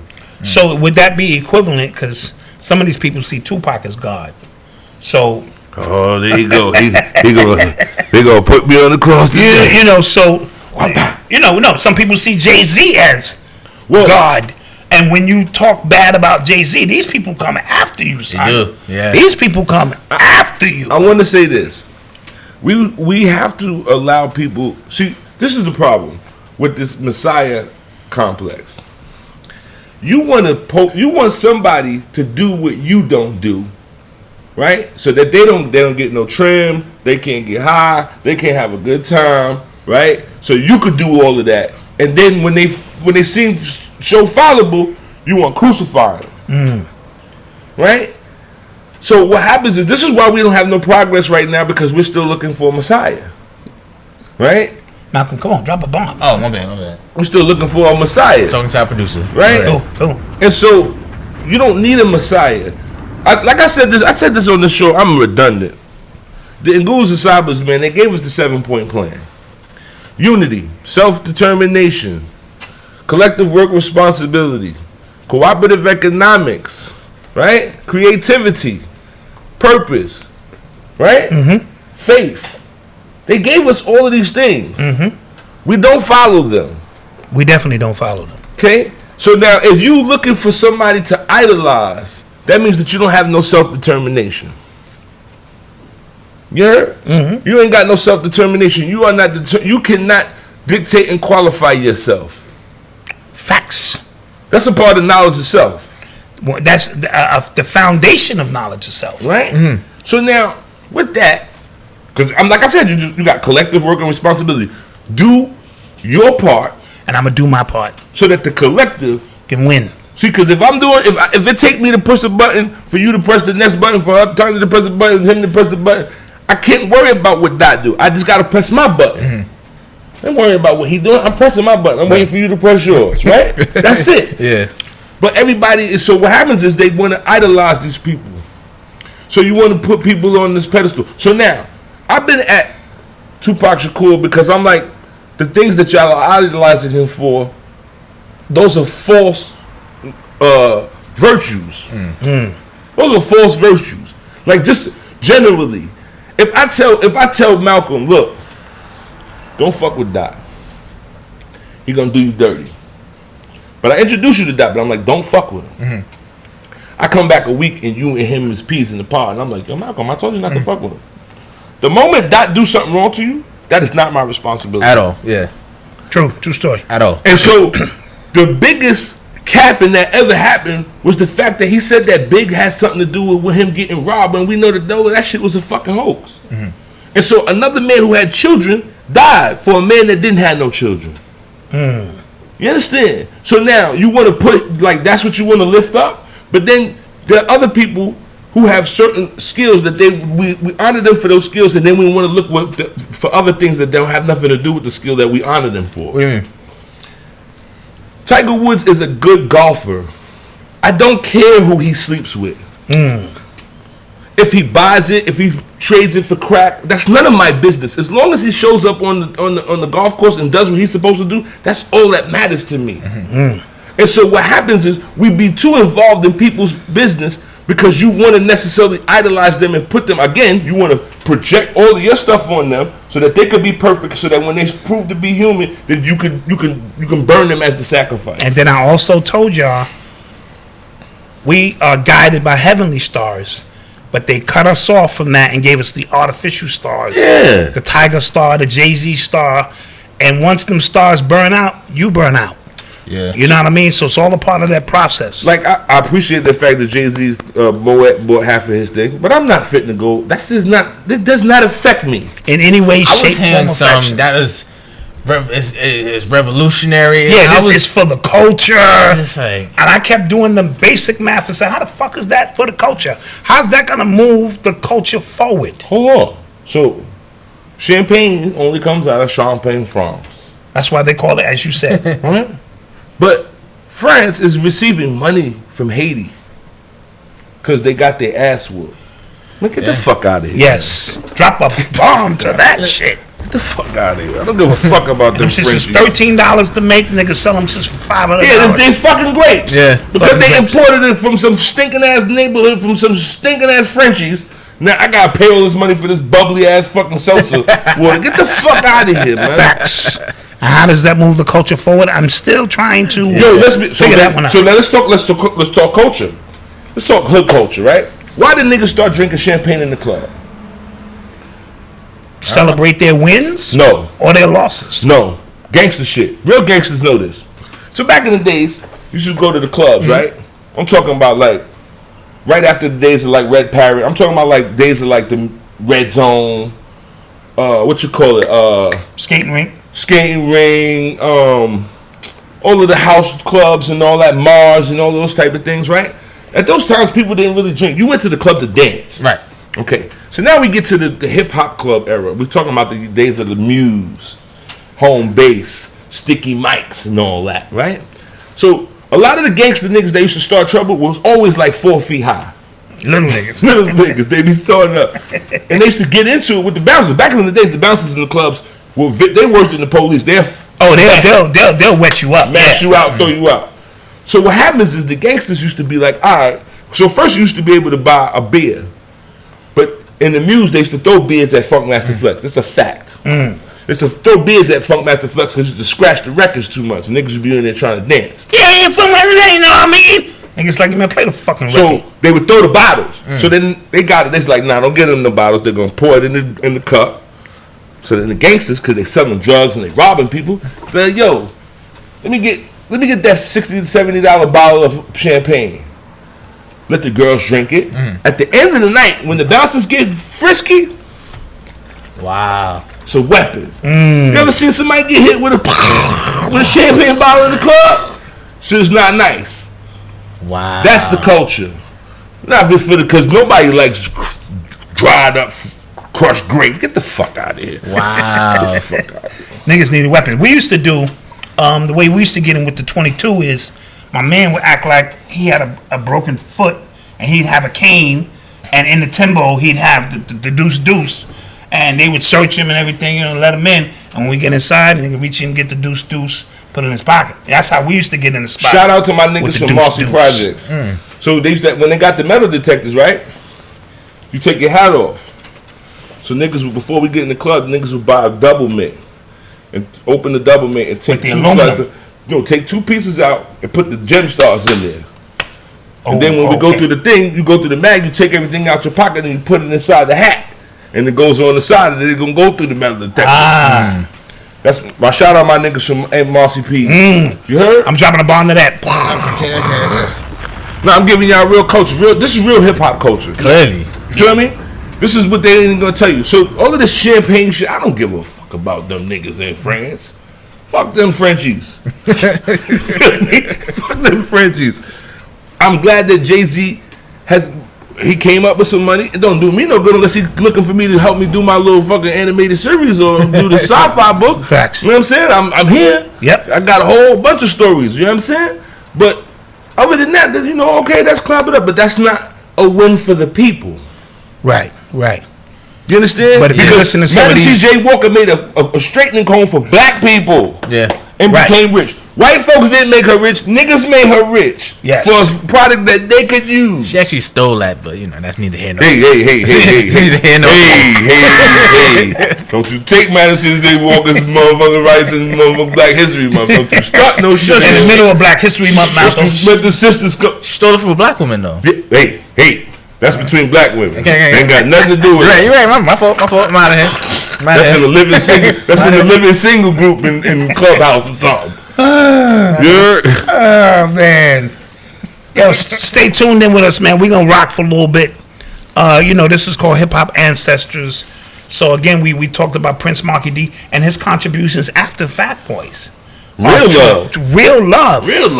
All the stuff he did. You remind me. Yeah, all that stuff he did with Mary. That's Prince Marky D. Oh, I didn't know that. Yeah, son. His discography is bonkers. Ooh, wow. It's bonkers. Ooh, that's how you could go and live in Miami like he did. Yeah. Twisted. Yes. So he did that damn thing big time. And, so we want to shout out to him and his family. Of course, my man from Houdini, you know what I'm saying, Jalil, you know what I'm saying, and other ones. You know what I'm saying? I want to talk about some current hip hop. I got to shout out my man, A.A. Rashid. He's a fucking legend. Yes. He's a legend. Yes. Now his album should have been the one that the Wu-Tang niggas sold on the motherfucking Sotheby's shit, because that shit is art. Yes, no, his shit is. That shit is art. Is his new one out yet? No, it's not out yet. Oh, so you got the. Am I on that one? Because I know I was on one of them. No, there's still time. I sent him some stuff. No, there's still time. I submitted some stuff. I don't know if it made the cut. Just throwing it out there. Yo, look, I gotta always shout Rashid out, because Rashid is one of the reasons why I'm even here. You feel me? Rashid came and got the reading and was like, nah, he need to be on. You know what I'm saying? Him and Chris orchestrated to put me on, because I was like, man, I don't want to be on somebody's TV. Like, you know what I'm saying? Yeah. But Rashid is a legend, and like I said, I love that brother because of his mind. He is a cultural curator. Yes, he is. Right? Yes, he is. He's one of the smartest people I know. You know what I mean? And I understand his psychosis, because it is hard to be around people. It's literally hard. Like I said, it's hard for the man with two eyes to be in the land of the blind. Yes. You feel me? Yes. And so I understand. Like I said, he talks about the ills of poverty, and this what he talks about, the dominance hierarchy, and that's what I'm not even trying to put in. I don't care, but that's why Bobby Shmurda is like, okay, my nigga, you free, and all niggas should be free to an extent, because some of these niggas are sociopaths. Some of these niggas need to be. Some of them niggas is broken, son. And that's just a reality. Like, that's not for nothing. Like, we can't act all utopian like all these niggas is good smurfs. I saw a video of that dude, YMW Melly, the one who killed two of his friends, like singing while he was locked up. And people was like, damn, that's so sad. And other people were just like, yo, he killed two people. Like, he don't need to be out. He don't need to be out. He killed two people and tried to make it look like it was an accident. Like, yeah. But here's the thing: why would you do that when you get money? Yeah. Yo, this is the crazy thing. So all right, like I said, my homeboys rapping their asses off. Shout out my man John Lynch. He's up north right now. I don't even know what facility my guy's in. I shout my guy out, man. He got 25 years, and I love my homeboy, man. I hope that he finds a way to liberate himself. But he's a dude that I grew up with that could wrap circles around niggas, right? Mm-hmm. And he got caught trying to necessarily... He got caught up in the idea of trying to get the money to get to the studio, to get to this dream. Yes. Right? So... imagine if my homeboy could have sold CDs and made some money on the underground to furnish the further dream. And let me tell you, man, that shit almost caught me out there. And as I told you, trying to put this hip hop shit together. When that crack shit hit, you had a choice, niggas. Either slinging crack rock, or you got a wicked jump shot, or you went into the studio. And I literally watched the community split. And dudes went to sell that crack. And some of us just went to the studio, and we stayed with our head down in the studio, and the niggas outside started dying. You know what I mean? Like flies.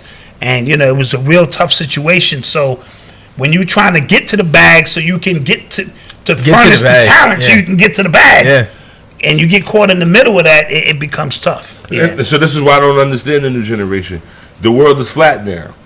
You could get, like, if you got somebody, if you made a song and you sold your song for $1 on iTunes or Apple or Spotify or whatever, and 100,000 people purchased it, you lit. Mm-hmm. You lit. Like $100,000? Yes. Listen, first of all, don't let niggas tell you any bullshit. No, most niggas ain't seen $100,000 in profit in the drug game. Let's talk about that. They might have had $100,000, but that shit going back to the re-up, man. Yeah, right. You understand me? Niggas talking all this. I said, yeah, you seen plenty of cash, but it ain't been yours. Feel me? Because if you did, they'd have gave you a Colombian necktie. Yep. So to actually see that type of money outside of doing some criminal activities is a blessing within itself. And the fact that you can put out an album 3 times a year if you wanted to. Yeah. You can make $150 every quarter if you that good and you wanted to. And that's what used to amaze me about Sir Mix-a-Lot. And these dudes used to sell that music out of their car, but they wanted fame. That's the difference. They was getting the money. They wanted to be famous. So the record label came. So y'all niggas did all the work already. And then they went to record labels and got jerked. Yeah. Many niggas is selling shit out the back of their car lit. Well, I told him, listen, my young boys was like, yo, this was a few years ago. He was like, yo, I want to do this hip hop shit. And I hit the nigga. I was like, well, is this Christmas? Because everybody's rapping. That's a famous Kwame line, right? That's a line from Kwame from the Rhythm. He says, is this Christmas? Because everybody's rapping, right? And I was like, yo, what do you want to do? Do you want to be famous or do you want to get money and take care of yourself? Because there is a lane for you to take care of yourself and have an actual career. 1,000 true fans. Right. Yes. Or do you want to be famous? And you could be famous and broke and have all the problems. Yeah, absolutely. And you can go from fame to infamy. That's real easy. Easy. Right? But like you said, everybody's caught up. Listen, you know how crazy it is? So, like I said, God bless Bobby. But Bobby and them niggas went to jail because they did that shit to themselves. True. Don't tell me that they snitched on themselves. They snitched on themselves. El Chapo snitched on himself. Why would you come and do an interview with Sean Penn? That made Is that what happened? That made no sense. Oh, I didn't know that. Yes. That made no sense to me. The nigga did an interview with Sean Penn, and right after that, they was on his ass. Yep. Didn't know that. Yeah. Oh. And Sean Penn out of all people. I'm like, I didn't even understand the fucking connection. I'm like, what the fuck is he doing an interview with Sean Penn? He came to America to do this interview. They don't know where they did it. They never disclosed the location. Okay. But why would you show your face for people to know who the fuck you are? Because nobody knew who he was. Wow. El Chapo told on himself. Didn't know that. Wow. His wife just got bagged too this week. Right. He bagged up, yeah. Right. So what I'm saying is, and he ain't even the guy. The guy they're looking for is El Mayo. Oh. El Mayo. Oh. El Mayo is the real. El Mayo's son got booked. He told his son said, listen, Pops, they squeezing me. He said, well, do what you got to do. Nigga hung up and the nigga moved his whole operation. Like, tell him whatever you want to tell him. That shit done been done changed. Right? So we're talking about a culture where people, El Chapo got more money than God, but you wanted that fame. Yes. You wanted niggas to know who the face was next to that name. Yes. Right? And this is where we live today. Niggas don't want the money. They want the infamy. They want the infamy. You understand? True story. They want to be... Yo, listen. I could have easily hoard myself out on the internet. I could have been on everybody's show like Arisha, come see me. I'm going to be your psychic reader. And been rich like a motherfucker, right? But I'd have been famous and that shit would have turned to infamy. Mm-hmm. Right? Because the first time somebody don't get they winning numbers or their girlfriend don't come back, niggas gonna do a whole blog on me. Oh, that nigga's a fraud and all this, right? They're gonna, and let me tell you something. So if you decide, anybody that has the time and the resources to go look up my life, be my guest. But I will tell you that I am a raggedy motherfucker. I have done some terrible things in my life. You understand me? I am nobody's Gandhi. I ain't your Deepak Chopra. None of that shit. I'm not your fucking Messiah. That was the one thing I loved about even Bobby Hammond. He would say, don't follow me nowhere, nigga, because my shit is. Yeah, I'm not fitting to be like, what? What are you talking about? I've done there's some things that I need to atone for. Right? And there's some things I don't need to atone for. I did my first 6ix9ine just recently, y'all. I'm going to tell y'all. All right. The nigga said he was going to shoot me. I'm calling the peoples. I'm too motherfucking old to be around here playing around with you young niggas wrestling around. Fuck is you talking about? Are you serious? Yo, when I was 20 years old, my mama would never let me talk to no grown man the way this young boy was talking to me. My mama would have been like, yo, cut it out. Get your ass in the house. Got you. You understand? Because she would have known that she is in danger. Absolutely. Right? But because I choose life.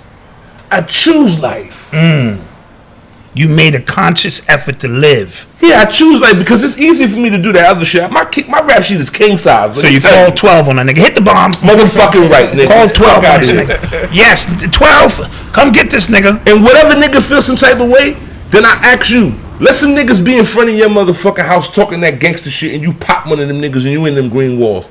Look, and now you getting packages. Let's see how stupid you are. See, because understand, I don't got no beef with nobody. If I ain't killed your homeboy, I ain't took no money from you, I ain't fucked your mama, I ain't fucked your girl and none of that shit. We don't got no beef. So stop talking to me like that. I'm not cutting you off in no line. I'm not stopping you from getting no bread or no bread line or nothing. We ain't got no beef. So if you start talking about some guns or some shit, my nigga, I pay taxes, my nigga. Where them niggas at?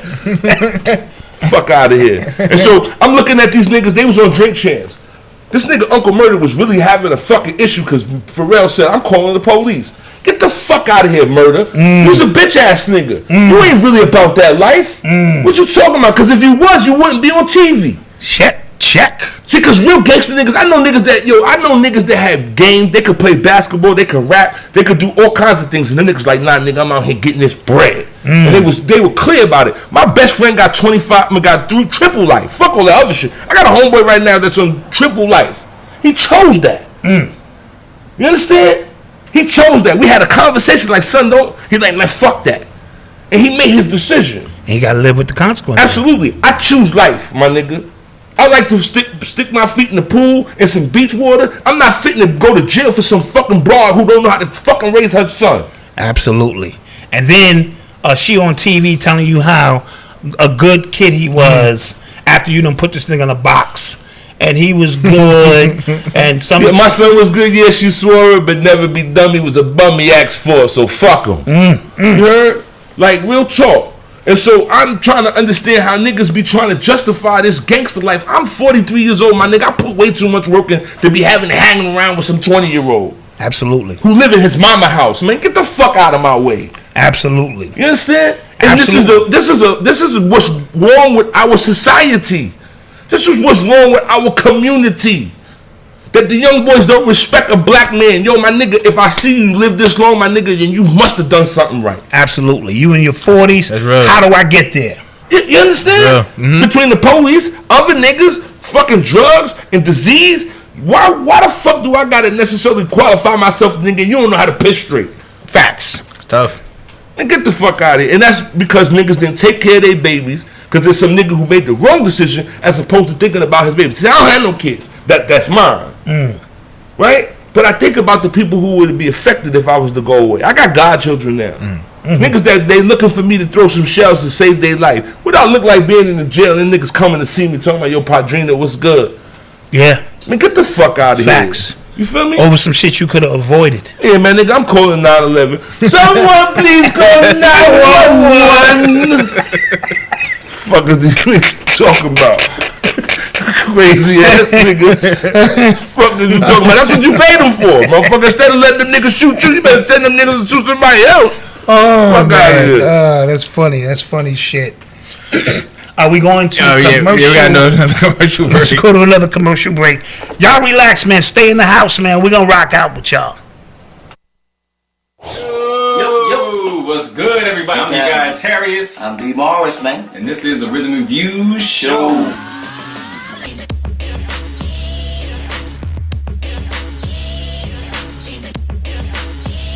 We're both doing the Stunner Shades. Let me get my autograph. You want the autograph now? Well, we ain't got to go that far. Bang. It is. Bang. Maybe a Donnie Hathaway. Donnie Hathaway. Let's talk about Gladys, man. Teddy Pendergrass. You know.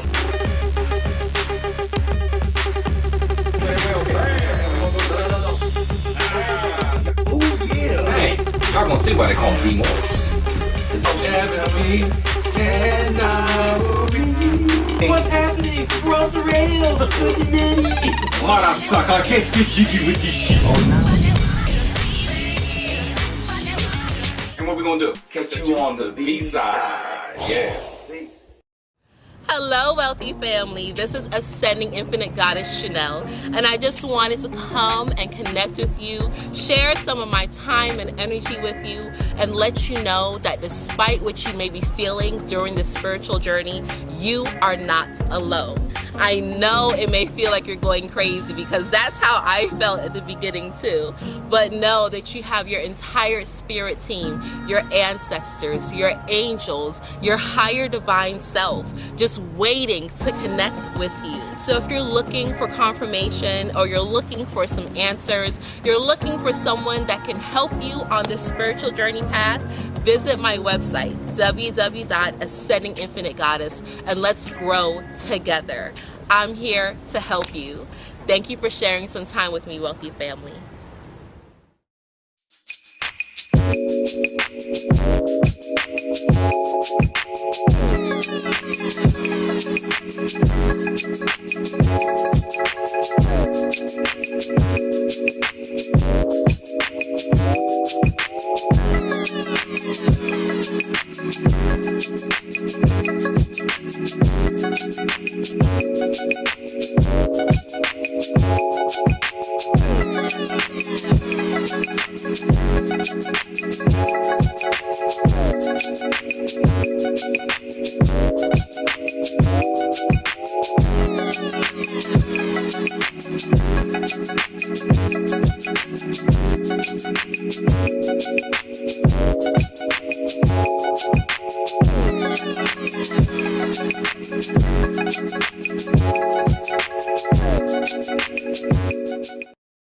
At Audios, our engineers have created a breakthrough in wireless loudspeakers. We developed a new way to experience sound. Audios, the future of loudspeakers. Hi, I'm Erik Young, the co-founder and CEO of Audios, and we're building the first fully wireless loudspeakers for venues and event spaces. With Audios, all you have to do is place the speakers where you want them and press the power button. The speakers automatically build their own wireless network, connect to each other, and start streaming. That means you have 0 cables and 0 cable replacements. A 300-person event that would take 1 hour to set up only takes 10 minutes with Audios. Our wireless speaker doesn't need Bluetooth or Wi-Fi router and has 2 patents granted. To learn more, go to republic.co/audios. For a limited time only, anyone can invest and become a part owner. And we're back. We are back in the building with Oba. Brother Oba back in Brother the building. Oba, the God who has. Let's talk about the channel now. You know what I mean? You know, a little bit more where people can sign up and who you going to be giving like a free ding, ding, ding, you know. Shouts out to all of the businesses real quick. Yes, you would definitely. You already know what it is. Yeah. This is a bonus day. This is a bonus day. Ujama. You getting cooperative economics. Cooperative economics. Right. No, listen. On Vimeo, when you go on Vimeo, you type in OMIDINA Productions, we will pop up. You know what I mean? Like I said, we got more than 30 videos. You know what I mean? They're all interactive. Some of them is actually like movie references and things of that nature that talk about the culture that so people can familiarize themselves and shit like that. You know, this year is important for us to. This is the beginning, so we're starting on a 1, and so that 20 was a 0. That shit was limbo, and this 1 is the beginning. Okay. You understand a new that foundation, new beginning. Yes. Okay. Africans don't believe King in Simon 0. is in the chat or was in there earlier, and he can expound upon that 1. Yeah. So now the 1 in my tradition talks about the heart. It's the only organ that you have that's solo, right? That don't have 2 parts to it. And the heart is instinctual. It works without the brain. It was formed before the brain, and so it knows what to do without being told what to do. Right? The heart is attached to our ego, right? And the ego is something that makes us. It is the insatiableness of us, the want. It's not the need, the want. I want this, I want that, right? And we associate the 1 with the legba, and the legba opens the roads because he is the ego, right? And he's associated with masculine energy. Women honor him by stroking the ego. Ooh. You feel me? We stroke the ego, and so they stroke the ego because the ego is something that is not women is not necessary for women. It's like nipples on a man, right? You don't fucking breastfeed nobody. Why did God give you these nipples, right? So the ego, women have an ego, but it is not unnecessary. It's like an unused organ, okay? Because women are not meant to compete; they are meant to be picked, right? It is the need for men to have an ego so that we establish who is the alpha male within the group, so that when danger is approaching, we know who to follow. You understand? Yes. Okay. And so the idea of the ego and the man is that the ego is there to expound, but when because a legba can be insatiable and he can be uncontrollable, like the ego, and get out of line. And that's why you see some women, some ugly ass women. I just want to, want to say ugly, and they have these handsome men. Is it because they stroke the ego? They learn how to stroke the ego. See, when you see like all of this ratchet stuff, and you see these women in these supermarkets and in these corner stores and in these parties, and they fighting, that's not natural. For women, right. Women only supposed to fight like that for babies, to survive, to protect their children, right? Okay, King Simon said in numerology 1 is the heart and circulation number. Bam. Got bomb to that. Got bomb. Come on, DJ. Shout out my man King Simon. King Simon is a king. I love that guy right there, man. He's a true student. He's a legitimate student of Lloyd Strayhorn. Let's start with that. Yes. He's a legitimate, because Lloyd Strayhorn is the truth. Yes. The very truth. You understand? Yes. And so Simon took the time to study with him. See, because all these people want to read the book, but they don't want to study under somebody. Apprenticeship is important, yeah. Oh, for sure. Oh, yeah. For sure. How you just going? I'm not fitting to be letting you do my teeth because you read a book on dentistry. Like, that stuff don't go like that, boss. Like, you feel me? You're going to have to sign up to NYU. And, you know what I mean? Do the little process. Right. But we're not fitting to let you take out my wisdom teeth because you read about it and you think you got a handle on it. And so Simon is one of those people. He's a true scholar because he goes and does the work. You feel me? And he has eldership that he can tap into. So lean on. Right, he get into a situation, he call Lloyd. Listen, what do you think this says? Yes, you feel me? And yes, absolutely. Too much, the ego, everybody is an expert. Understand. So, God bless, I want to shout out, we're talking about hip-hop ancestry, right? I got to shout out my godfather, Chucky Joseph from Philadelphia, from 6th and Pike. God bless him. He just passed away a couple of days ago of a broken heart.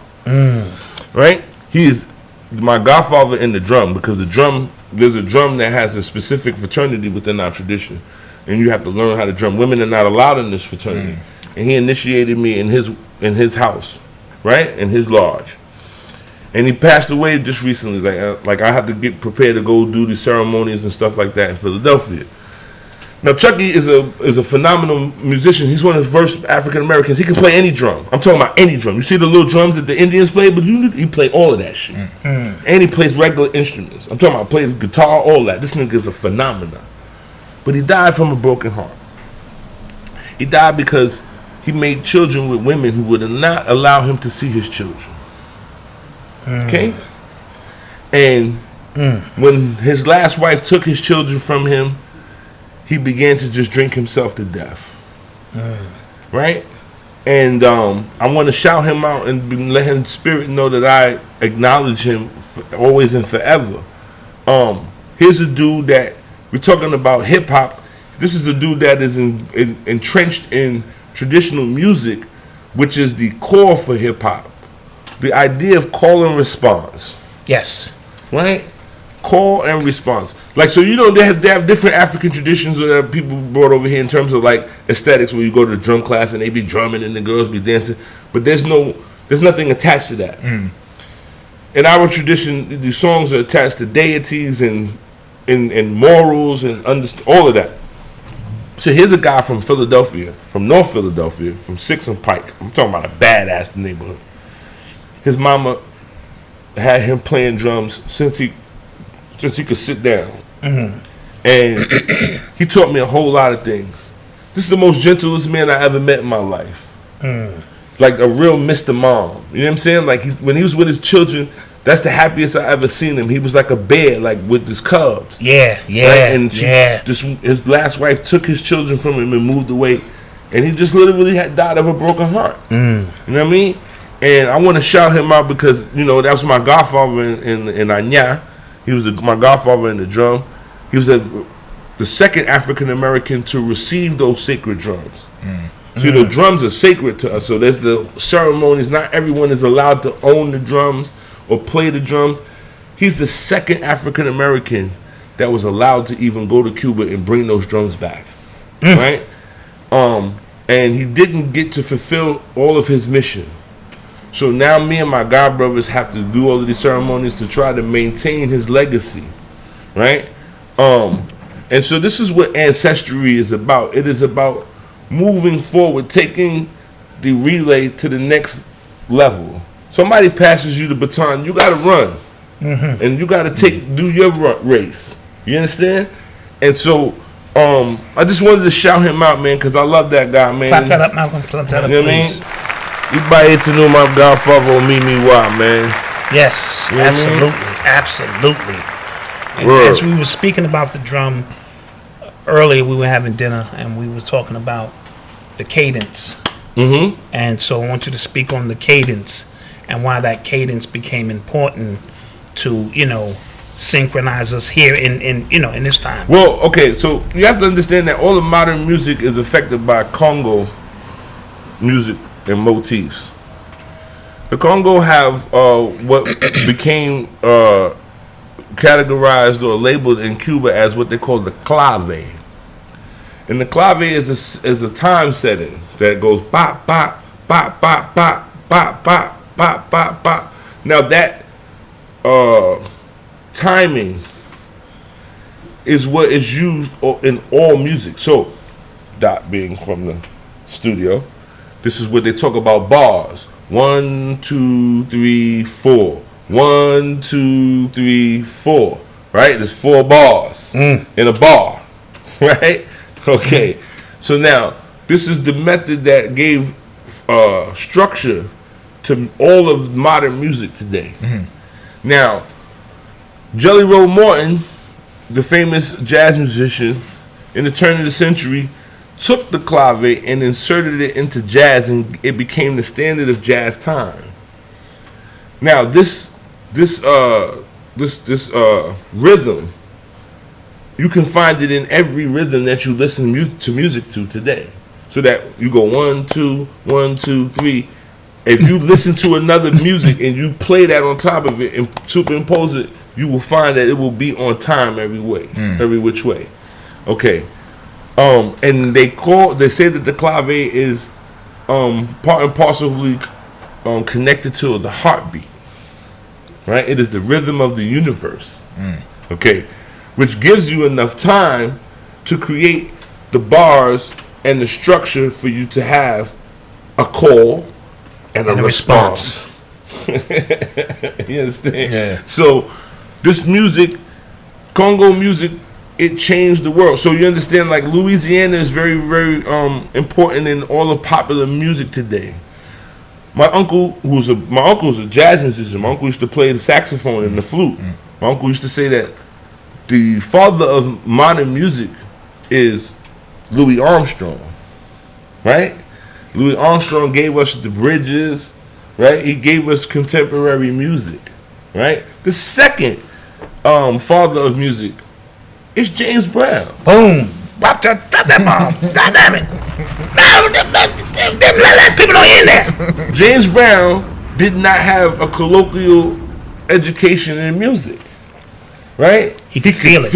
He could feel that. He'd be like, that's wrong. Yes, right? That's wrong. And so when they say when you see him go like that, that's a fine. Because somebody missed something. Somebody $50. That's $50. And so he changed music that gave us what we have today in terms of hip hop. He gave us, there was other contributing factors, but he was the most consistent in terms. And that drummer Stubblefield. Ooh.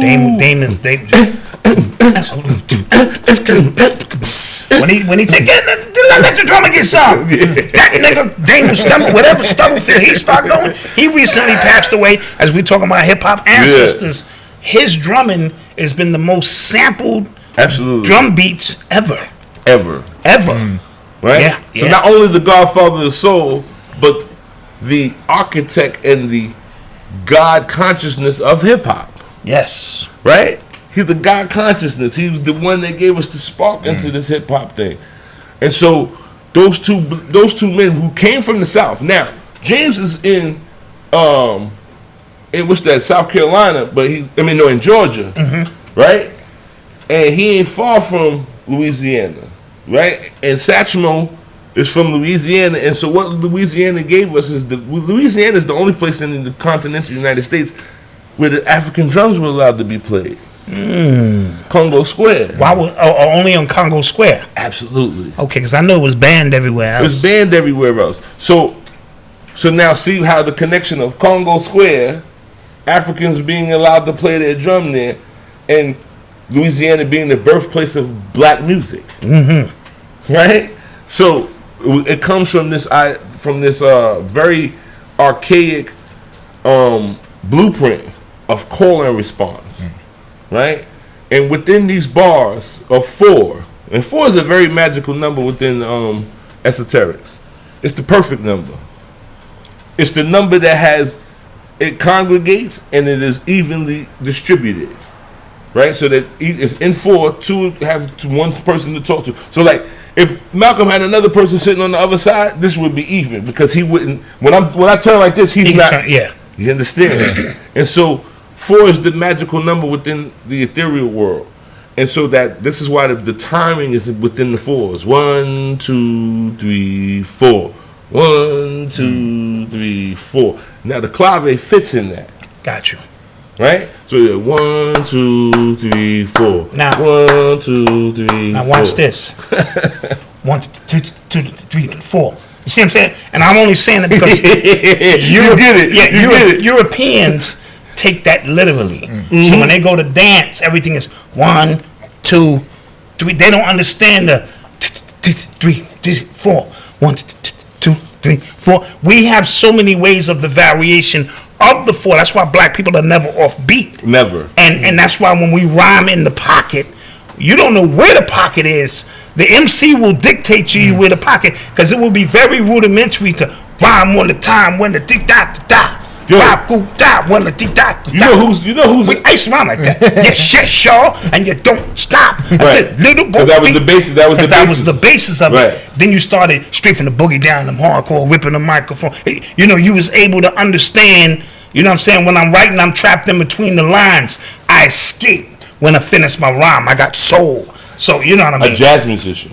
A jazz, He's a jazz musician. Rakim is a jazz musician. He's a jazz musician. Yeah, he's a jazz musician. One of the MCs I want to shout out that has an impeccable timing, that if you don't know, you might miss the cadence, is Sadat X. Oh, the master Sadat. He's nasty. Yo, Sadat has a cadence about him that catch you. It's like a boomerang. Yeah, he give you this word, and you focus on that. And you get a little confused, and then the nigga bring this shit back around. Yeah, because that's the way geometrically he sees. Absolutely. The number 4. Absolutely, exactly. That's your perception of how you deal with the 4. How you gonna make it? You gonna make it a Z? You gonna make it a square? You know, right? You gonna make it an X? Right? Keith used to Ultramagnetic used to fuck me up with that.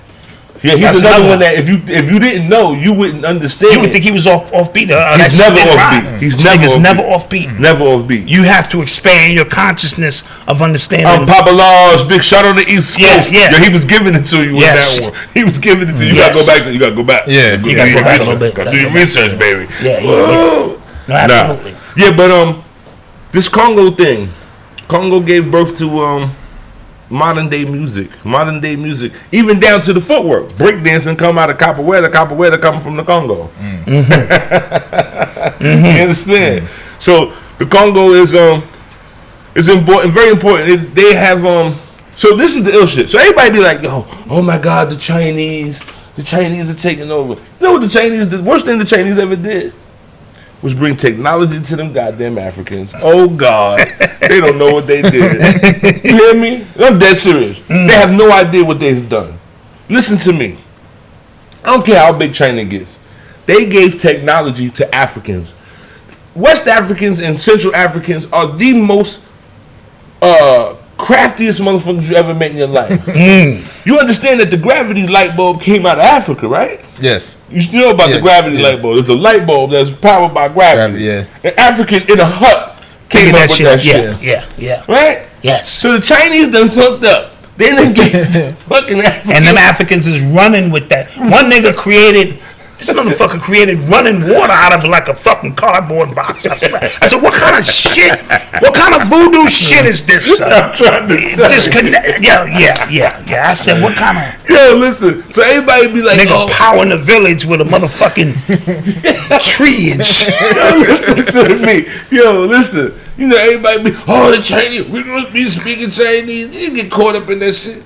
And then one day, I was like, hold up. They gave them Africans technology. You know what they are doing in Ghana? They are taking white women from Florida's money every day. I was going to say they're creating these motherfucking avatars and getting these rich white women to pay them. Well, you gotta understand, these niggas they invented binary code. So showing them how to use it in some small fucking contraption. Oh, listen. Because I remember, pause, I don't mean to cut you off. Oyibo. Gabriel Oyibo. He's the greatest mathematician. He created Einstein. Einstein created the theory of relativity. This nigga had the theorem. So there's no more guessing in this shit. Right. But he used to say in his village, somewhere in Africa, I don't know where it was, as a punishment, the teacher would make him go to the board and do these math problems. And then the teacher walked over and this nigga had solved like Einstein's theory of relativity. They said, what the fuck? And he said the stories his ancestors, his elders used to teach him had nothing to do with math per se. They were all universally connected. And now he is like, No. Gabriel Oyibo. I have his book is in your. They're gonna kick China ass.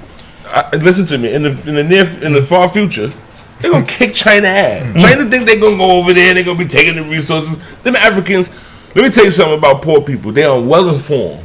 And the first thing that they never did is gave them this black mirror. You can press some buttons and get a question and somebody tell you an answer. This nigga's on it. You understand? And so once they figure out, wait a minute, this Chinese niggas over here living well and they over here digging up this bauxite and this graphite. Hold on.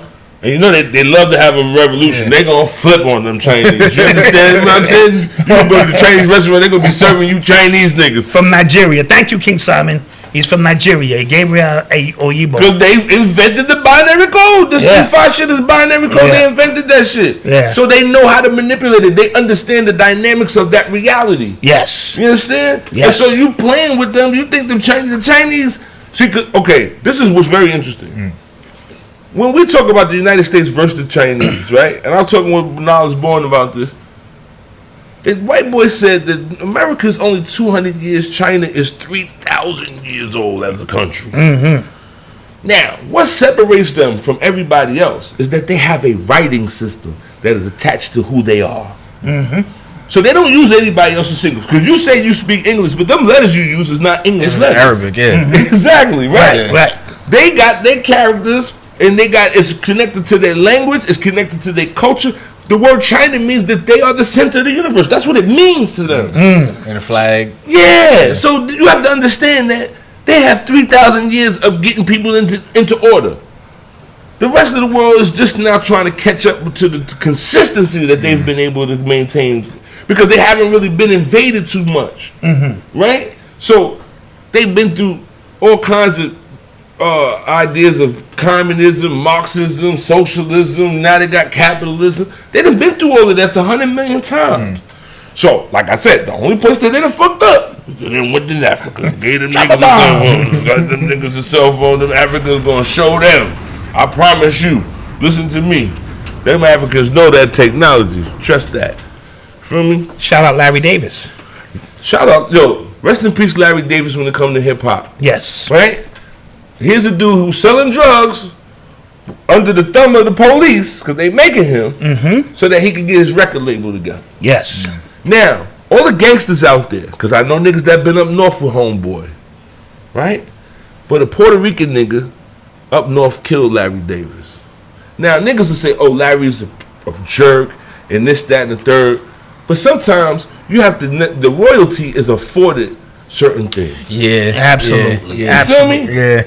And so when we talk this gangster shit, nobody's more gangster than Larry. Check. And nobody's more gangster than Larry. When I tell you they locked the Boogie Down Bronx down, they locked that shit down. Right? He was with that Park Rock. This nigga was at the press conference. Yeah, chilling in the back with a bomb on like this. These niggas talking about him. We must shut the city down to find Larry Davis. He's about as tall as that guy right there.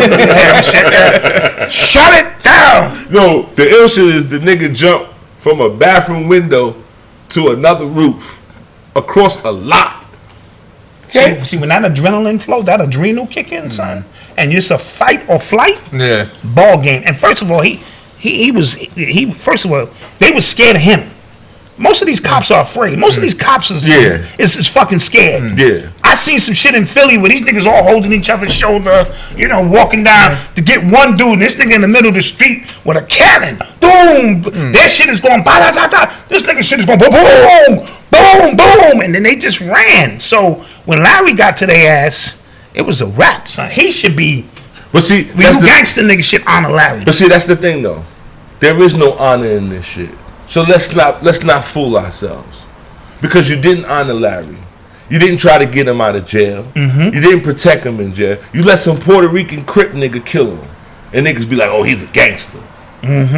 Like, what could have been? What was they arguing about? A Short Eyes book? Right. And he was coming home.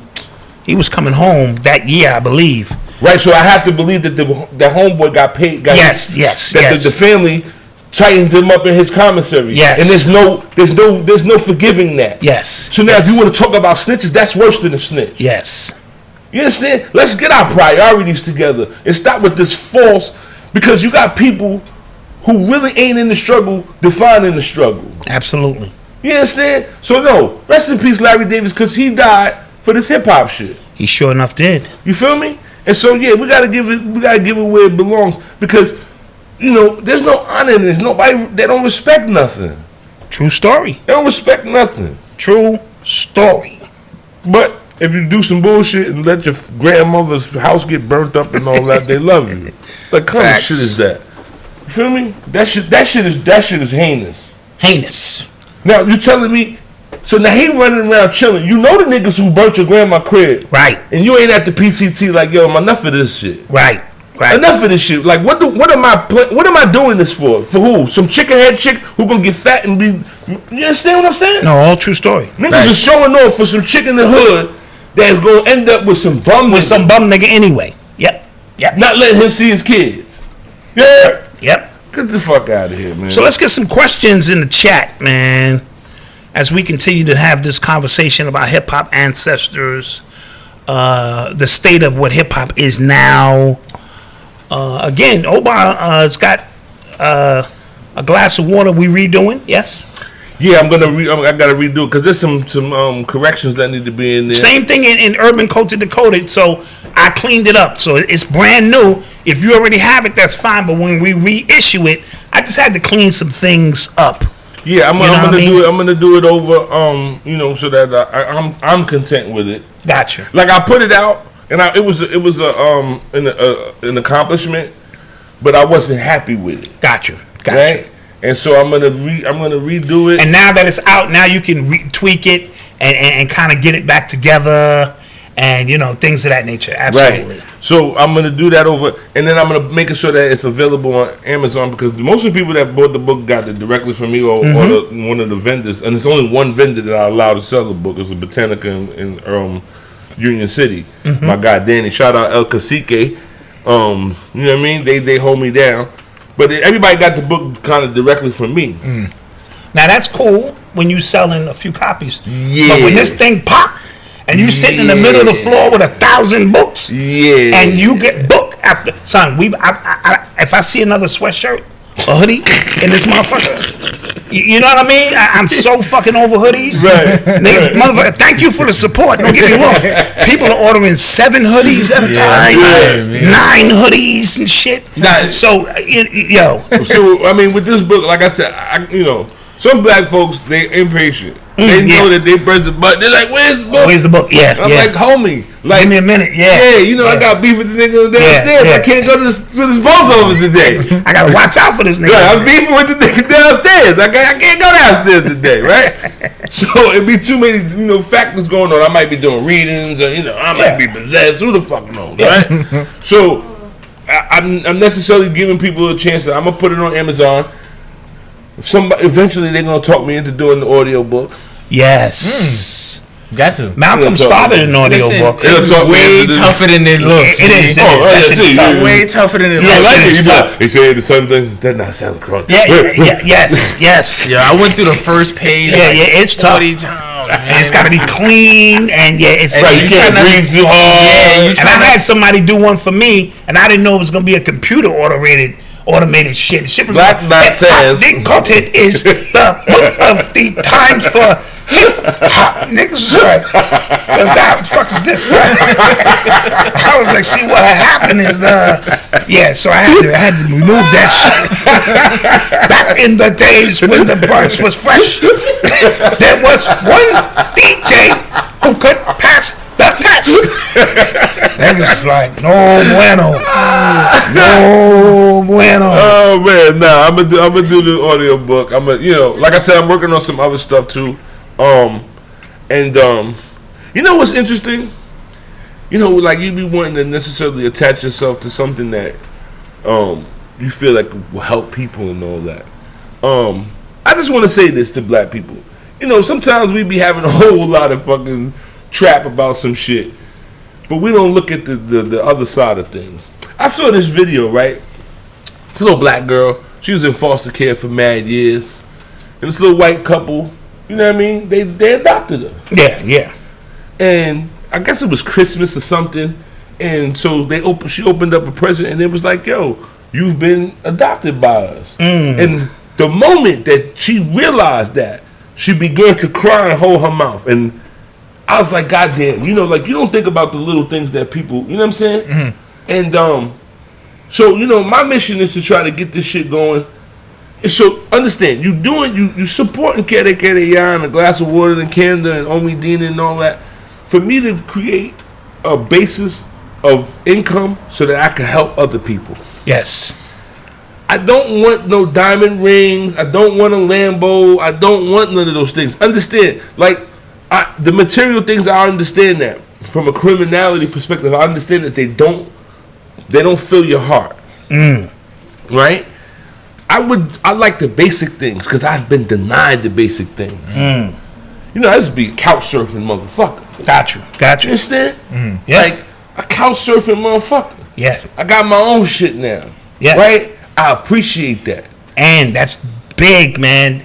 People don't realize how big that is. And I grew up, like I said, a very hungry kid. Happy kid, but very hungry to where I appreciate the smallest. So it doesn't take a lot to make me happy. Now, I get up here and I have fun now because I'm spoiled now. You know what I'm saying? I want a big screen TV and all that. But none of that shit means anything. And those who know me well, they know that. They can get my last because I understand what that's about. And side note, I want to segue that into A.A. Rashid. That's why A.A. Rashid is so proud. Yeah, you know what I mean? That's why he pokes his chest out. Because you don't know his story. You don't know where he come from. You don't know his grind. You don't know what he had to go through. And now he's in a position to feed himself and take care of himself. And some people, you've had that your whole life, so it's no big deal. But you don't understand the nuances of that. And that's very important. Well, let me add this. It's very, so AA, like myself, grew up with parents that were very conscious.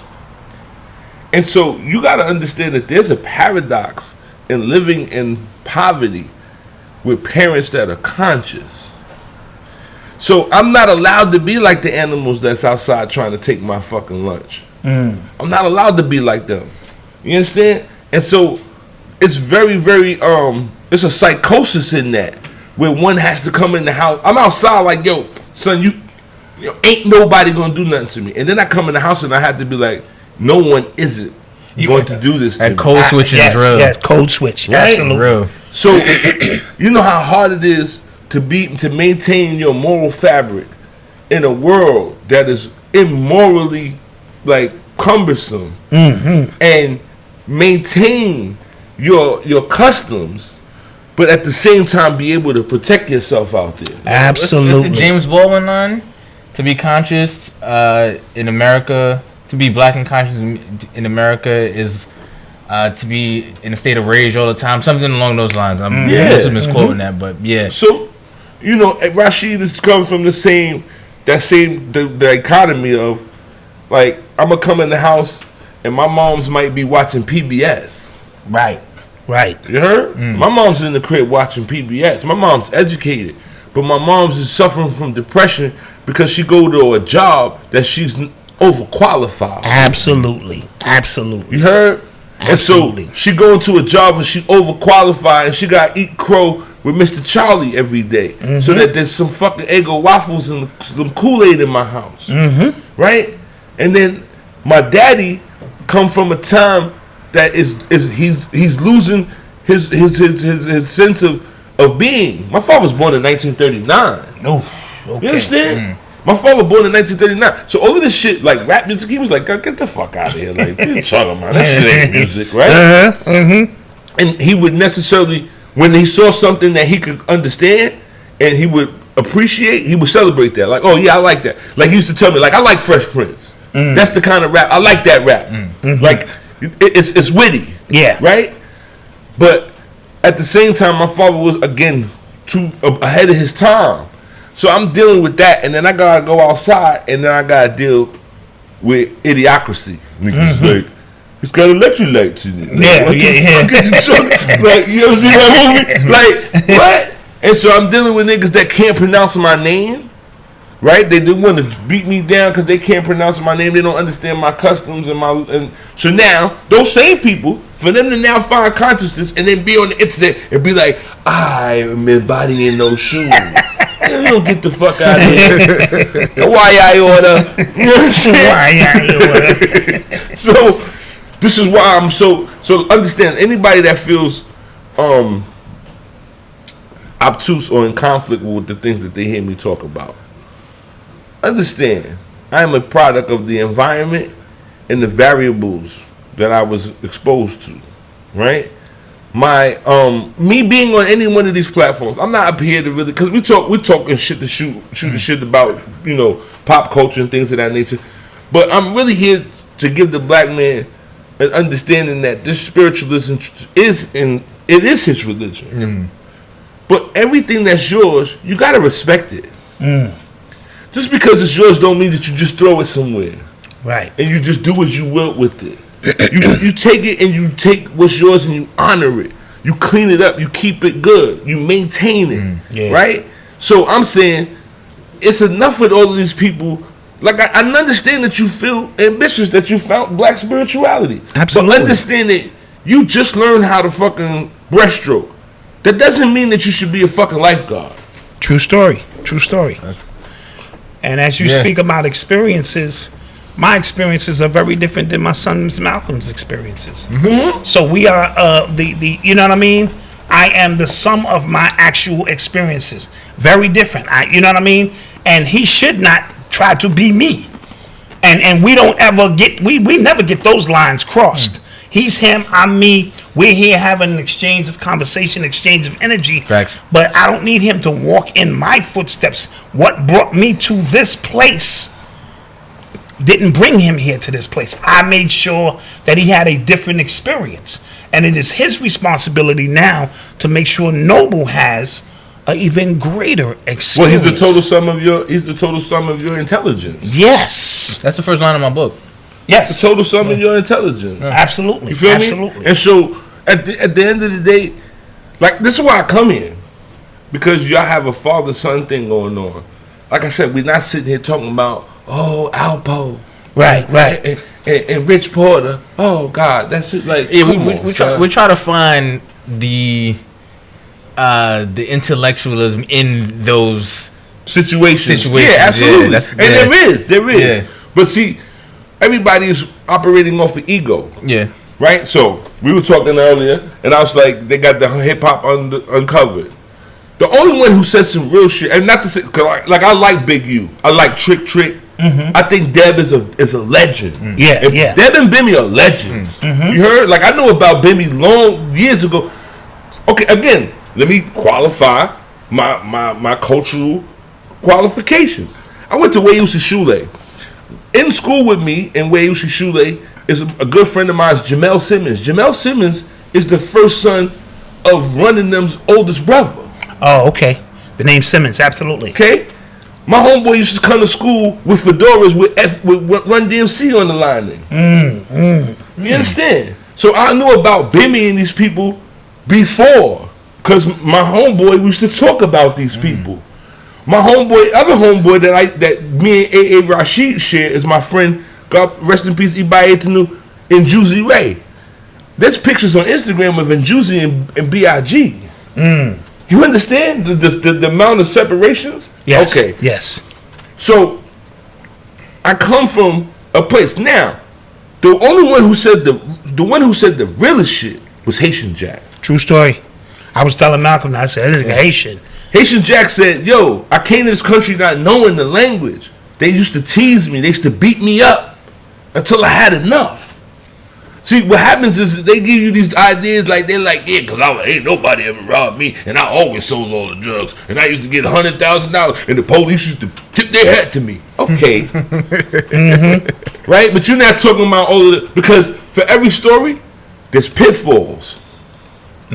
So every movie, every snowfall, every, paid in full, they don't show you when the fiends snatch your bomb and you gotta go on a jukes. Absolutely. You ain't got no money, or you gotta hustle some chick, and she just got a check, and you like, yo, let me get this money so I can get this work. And you understand? Like all of that, and hope that when you get to work, that it's not a bad day, that your man don't get killed, and now the police is there every day, and then the spot is hot. You got this work, and niggas like, yo, boy, what's up with that money? Yeah. Like, these are the things that they don't touch, so they make it seem like it's so glamorous. Yeah. Right? And understand, like I said, I come from a very liberal home. My mama was like, yo, my nigga, if you're going to be out on the street, then you better be out on the streets. So my mama I didn't have the mama that was flushing crack down the toilet. She was like, yo, boy, you better be safe out there. Because when I was sick, when I was 9 years old, this is a real story. I was 9 years old, right? My grandmother lived in East Flatbush. So I used to have to travel from Park Slope to East Flatbush. I'm like 7, 8 years old. I'm on a bus by myself. This the year that I done sold my little candy sale. You know, you sell the candy. So I'm like, I'm gonna get this bike. Oh shit! Right? My mom and my daddy ain't never sold this candy for me, right? Oh man, yeah. So now this is the first year that I could go around with my grandmother to religious functions and I could sell my candy. So I got my little money. I got to turn it in. Got to turn that money in. Right? So I'm going from my father's crib to my grandmother's crib, getting on the bus. I get off the bus. I got a Pacific Trail goose on. That's a big thing back then. So a young dude, he about my age, he pop out. Yo, what's up? We get, the fake. Yo, what's up? I'm like, what? So I'm about to pluck him out. Till the older dudes pop out. They tune me up, take my little, you know what I'm saying?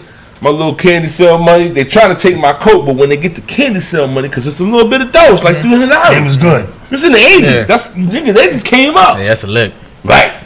Yeah. So boom, I come in the crib. Now I never been a sucker. Not to say, but I always that's just not my nature. Like you're just not gonna hit me, and I'm not gonna hit you back. So they done pluck me up. I'm all bleeding. I'm snotty. I come in the house. My mom like, oh man, my grandma. Like, so my mom, she cleaned me up. She looked me in the eye. She's sitting down. I'm sitting there. She looked me in the eye. She's like, yo, I'm going to need you to pay attention. She was like, yo, you got to get the look. And I was like, what you mean? She was like, yo, you be daydreaming. You're not paying attention. She was like, yo, you be walking around. She's like, there's bad people out there. There's wolves out there, and they're looking for you. That's right. And you got to see them before they see you. Yes, we tell Odyssey that all the time. And so she told me that. And I didn't understand it at that moment. But then I began to start to get a grip on that. I remember the first time I came out of jail, when my first bit, I came home. I was standing in the car. I just came home. I went in the store. My mom's is in there with me. They treating me like royalty. And we come outside the store, and I'm standing there. My mom's about to go to work. And she's, without looking at me, we standing there, like, shoulder to shoulder. She ain't looking at me. She like, I see you got the look now. And she walked away and got on the bus. Yo, those are fucking jewels, my nigga. Absolutely. They jewels. You heard? And so now, she told me, yo, I see you got the look. So my mother was very clear. Like, I know why the niggas in the grocery store treat me the way they do. It's funny because even Haitian Jack said, he said after he popped that dude, and he tried to get the Jamaican the gun back. Wait, what I do? The gun is hot. What I do? What's wrong with you? And he said he didn't die. He said you gonna have to go finish that job. And he said when he showed homie the box of bullets, he said, yo, man, got your name on these. These names got your name on it. He said, you grown up now. He looked at Haitian Jack. He said, I see you grow. You growing up. And Haitian said, I didn't know what he meant at the time, but that's very similar. Like, right. Yes. And so I appreciated that from him, because he didn't sell us a story like, yo, I was super gangster. I ain't never let nobody. No, this happens because of oppression. Yes. Somebody does something to you and they push you to the limit to see how far that you will necessarily come to rise to the occasion. And so, like I said, my mama told me, yo, when I was 17, my mama woke up one morning, I promise you, I was living in the projects, I was paying the rent. My mama woke me up and was like, yo, what you doing? I'm like, what? She was like, look, the moving truck will be here in a half an hour. I'm like, what moving truck? What are you talking about? She was like, I don't know where you going. I'm going to your grandmama's house, and she got a 1-bedroom. Wow. Figure it out. Wow. At the time, I was like, oh, that shit is the best thing she ever did to me. She kicked me out the nest. Yo, boy, kick rocks. And I was like, yo, my wife. She was like, huh. Yo, my you story, outside every day. Figure it out. My story is similar, but my mother left at 16. When I was 16, she just said, I fell in love with some nigga, and good luck. I'm 16 years old. I got my own crib, two bedroom apartment. Me and my brother chill. And she was like, figure it out, nigga. Yeah, and you know. And you had to rise to the occasion. I had to rise to the occasion, nigga. Right? But the hooky parties was lovely. Of course, listen. I had my own crib. Oh. My mama, listen to me. My mama, you know, and God bless her, because I put her through mad stress. For every night that she had to get out of her bed to come to the precinct. For every night that she had to hear gunshots and hope that wasn't me. For every time she showed up at the hospital and I was on somebody's gurney. All of those times, coming upstate and to see me and all of that, right? She deserved to be able to, like, homeboy, you good? Yeah. You can make a peanut butter and jelly, right? You good? You good. All right, I'm going to see you, right? And sometimes these new parents, this helicopter parent shit, they handicap their children. They do. Because you're not giving them enough to see what they made of. That's what they talk about rites of passages is for. Yeah. And sometimes there's a thin line between not wanting your kids to go through what you went through exactly, but you can't rob them of their experiences. Certainly. Because there's going to be time. I remember one time Malcolm came home and said, listen, Dad, I'm going to have to knock this nigga out. He was in high school. I said, all right, listen, check this out. I'm going to give you, he said, I'm not sure, because he's in a Catholic school. He don't want to. I don't want to get kicked out. Right. But I said, the money, right? But I did tell him, I said, there's a moment when you know. Yeah. You're just going to have to knock this nigga out. And I'm going to come back you regardless. You know what I mean? Because his brother got kicked out of a Catholic school for doing the same shit. Thing. That's the only thing I asked him. I said, "You knock that nigga out?" He said, "Yes." All right. Well, we'll go and figure out what you're gonna do. And there's a feeling, you know. Yeah. And he said, "All right, Dad, I'm good." And you know they worked it out from there. But I was letting them fuck this school shit, nigga. Defend yourself. Defend yourself at all costs. And that's what I mean. Like listen. You know, I love. It's a paradox with the young boys. Like I would like to spit some game to them, but they don't want to listen. Mm-hmm. They think they know something. Let me tell you something. When I was 15, I was out of control. But let an older nigga roll up. Oh man, I'm ready to listen to whatever this nigga say. He could send me on a mission to a kamikaze mission to Japan. That's all we did is watch that. That's how I got in love with hip hop, from listening to older dudes talk about this nigga named Herc, all of these shit. So go ahead. So when I listen to you and when I listen to both of you and you talk about like the disconnect and chasing fame and chasing things like that, and I hate when I say this, but the common denominator that, especially for my generation, that I know for a fact is women. Certainly. God bless you. You're a legend. You are a scholar and a gentleman. No, you know why? Because the women determine how we act. Literally. Yes. Literally. And that's why you see high school kids going at Cam Newton, because I can catch this on video and I can post this on my page and I can go viral, and some girl that I'm looking at, she's going to see it, and I can. That's literally, especially in this era, all it is. Well, see, here's the thing. The girls in my era determine the extremities of how kind of shit went down.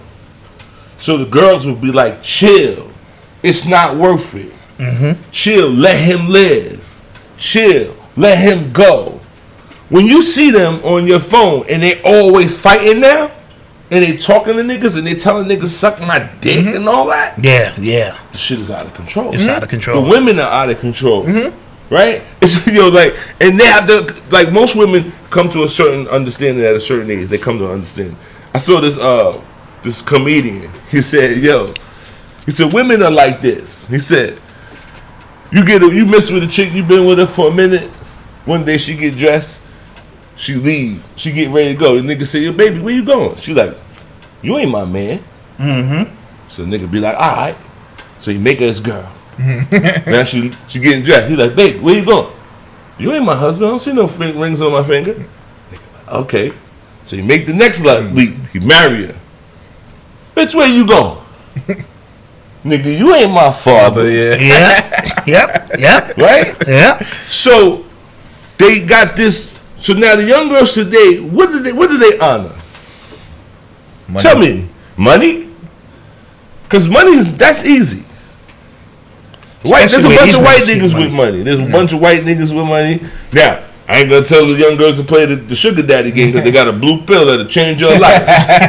Feel me? The niggas ain't like they used to be. They used to be like, hey. Nah, them niggas got that blue pill, baby. They got that blue pill. They expect a little bit of action, right? Pop, he's 75, talking about bend that ass over. Yeah, he like, this thing ain't going down for about 2 hours.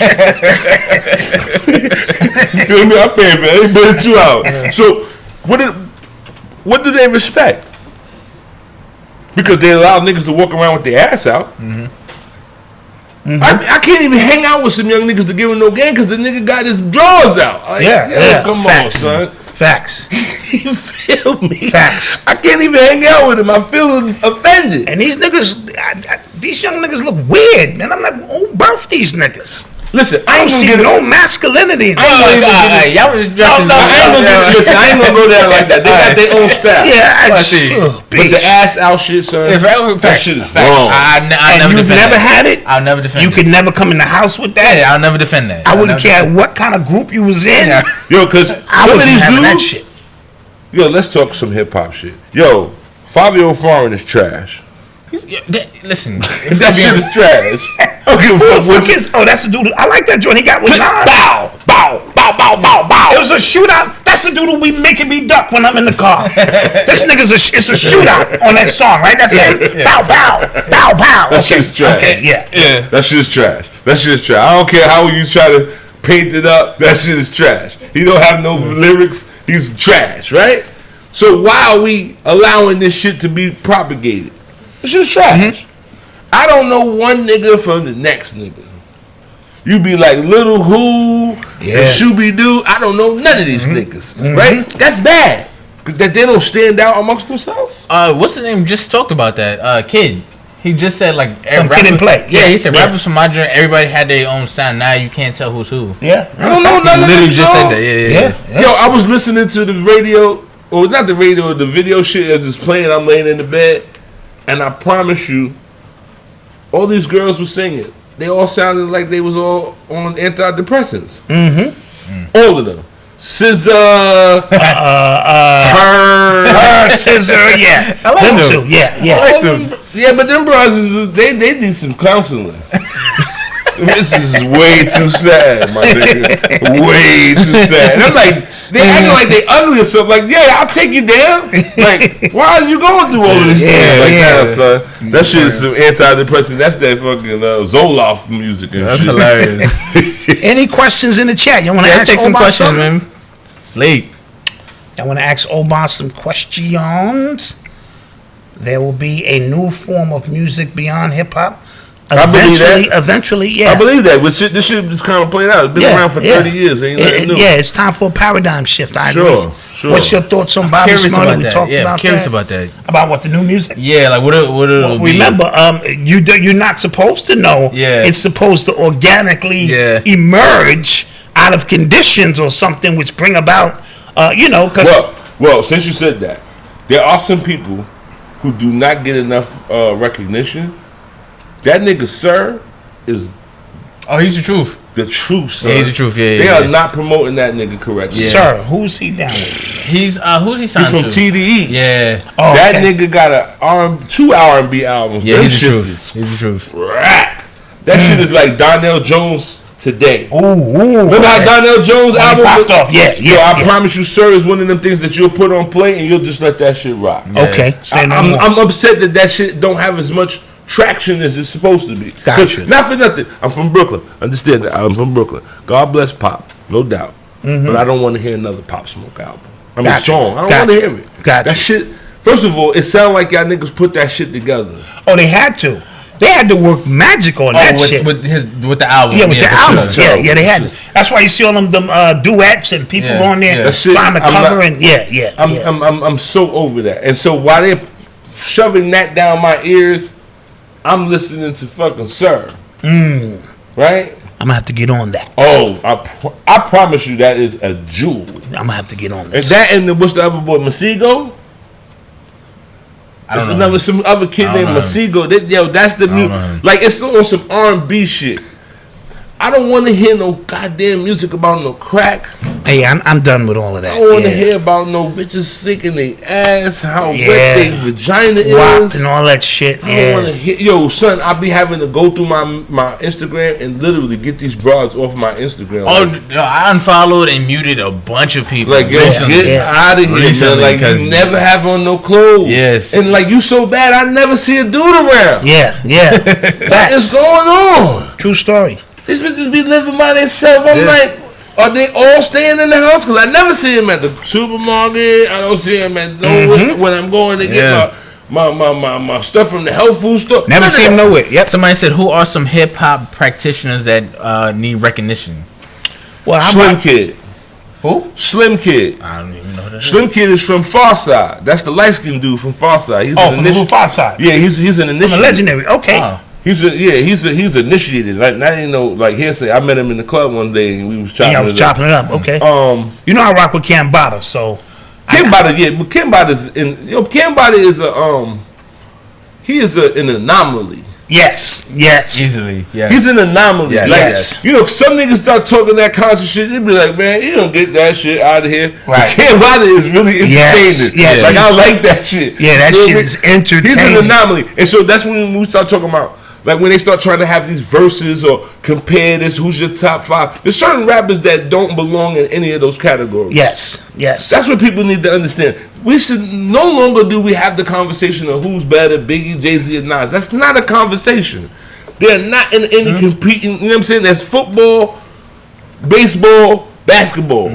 So what does Oba think about Little Durk sacrificing King Von and the geometry behind that? I don't even know if you even know anything about that. I'm not really a fan of Lil Durk. Oh, okay. I think Lil Durk need to go sit down somewhere. He did come up, like, it has been a... Did the come from King Von's death? I thought, well, the King Von death, and I think a little bit before that, the Drake verse. Oh, yeah, the Drake verse. The Drake verse. Yeah, everybody, like, he stood out on that. So he kind of came up on that. See, but you know what? I'm a little perturbed with the whole Chicago thing, cause y'all disrespectful. Yeah. Like, y'all be talking about smoking on niggas and like, yeah. And you know, like at this point, like Durk, like I don't understand, like, what are you gonna do to correct your community? What are you gonna do to correct your community? Because the shit is out of control. Can anybody even from over there even tell me who got killed that make that inspires them to go out and kill somebody else? Yeah. Like at this point, you beefing with niggas for what? I don't even know. You know, in the 80s were a crazy time, but this is way out of control. Like making songs about killing dudes after you kill them. That's next level, son. I don't understand the trill stuff. See, you know what I mean? I don't get into the whole deep state shit about who sacrifices who, because I have not seen that for myself. I used to be into all of that, but then as a grown man, I gotta be like, you know what? I don't know that. I don't know if Jay-Z kissed the ring and he's a part of, I don't know that. I can't prove that. Now, there are some things that make me want to question certain things about hip-hop. Like I said, the first thing that we got to talk about is this gin and juice thing. The fact that Death Row Records is owned by Interscope Records, Interscope Records is owned by Seagram's Gin, and the first single off the Chronic is Gin and Juice. I have to feel a way about that. Yes. Yeah, that is like in your face. Yeah, that shit is like, what? Yeah. So when we go into that, how can I even think of, I can't even get to Durk and King Von yet. Because you got on the foundation. I'm still on. That set this thing in motion. Yeah, that niggas was selling records hand over fist. And, you know, what's interesting is everybody wants to, okay, New York gets a certain hate because of the circumstances in New York, because things are moving fast, right? And a lot of this talk that like when they be like, oh, well, New York had hip hop for a long time and we couldn't get a hold of it, is because New York is fast and things are happening, right? So when other places get a hold of stuff, you're not. Yes, of course, there are gangster places in all places in the world. Absolutely. Sure. But what are your circumstances? Okay. Meaning, like, so I grew up in a neighborhood that is statistically, like, you meant to fail. But I grew up, I was conscious enough to remember my neighborhood before crack came. Bedford-Stuyvesant used to have flower pots in my neighborhood, down the streets and shit like that. Got you. Right? And there were black stores. There was black candy stores and black supermarkets in my neighborhood, right? And when that shit went, because that crack came, that shit terrorized our neighborhoods. Absolutely. And then we unfortunately took that shit on the road to other places. Right. Started getting 4 times the money in other places. Right. And so we infected other places. The same way Cali did to the whole West Coast, we did to the East Coast. Now, again, what are the circumstances that you were doing this under? See, because this is all out of poverty. And I say poverty, not poverty because you don't have no money to buy no Wendy's, but you could get a sandwich at the store. I'm talking about heat your house up with the oven poverty. Yeah. Pots of water on the stove. Yeah. Right? The freezer is is over freezing and everything in the fucking refrigerator is frozen.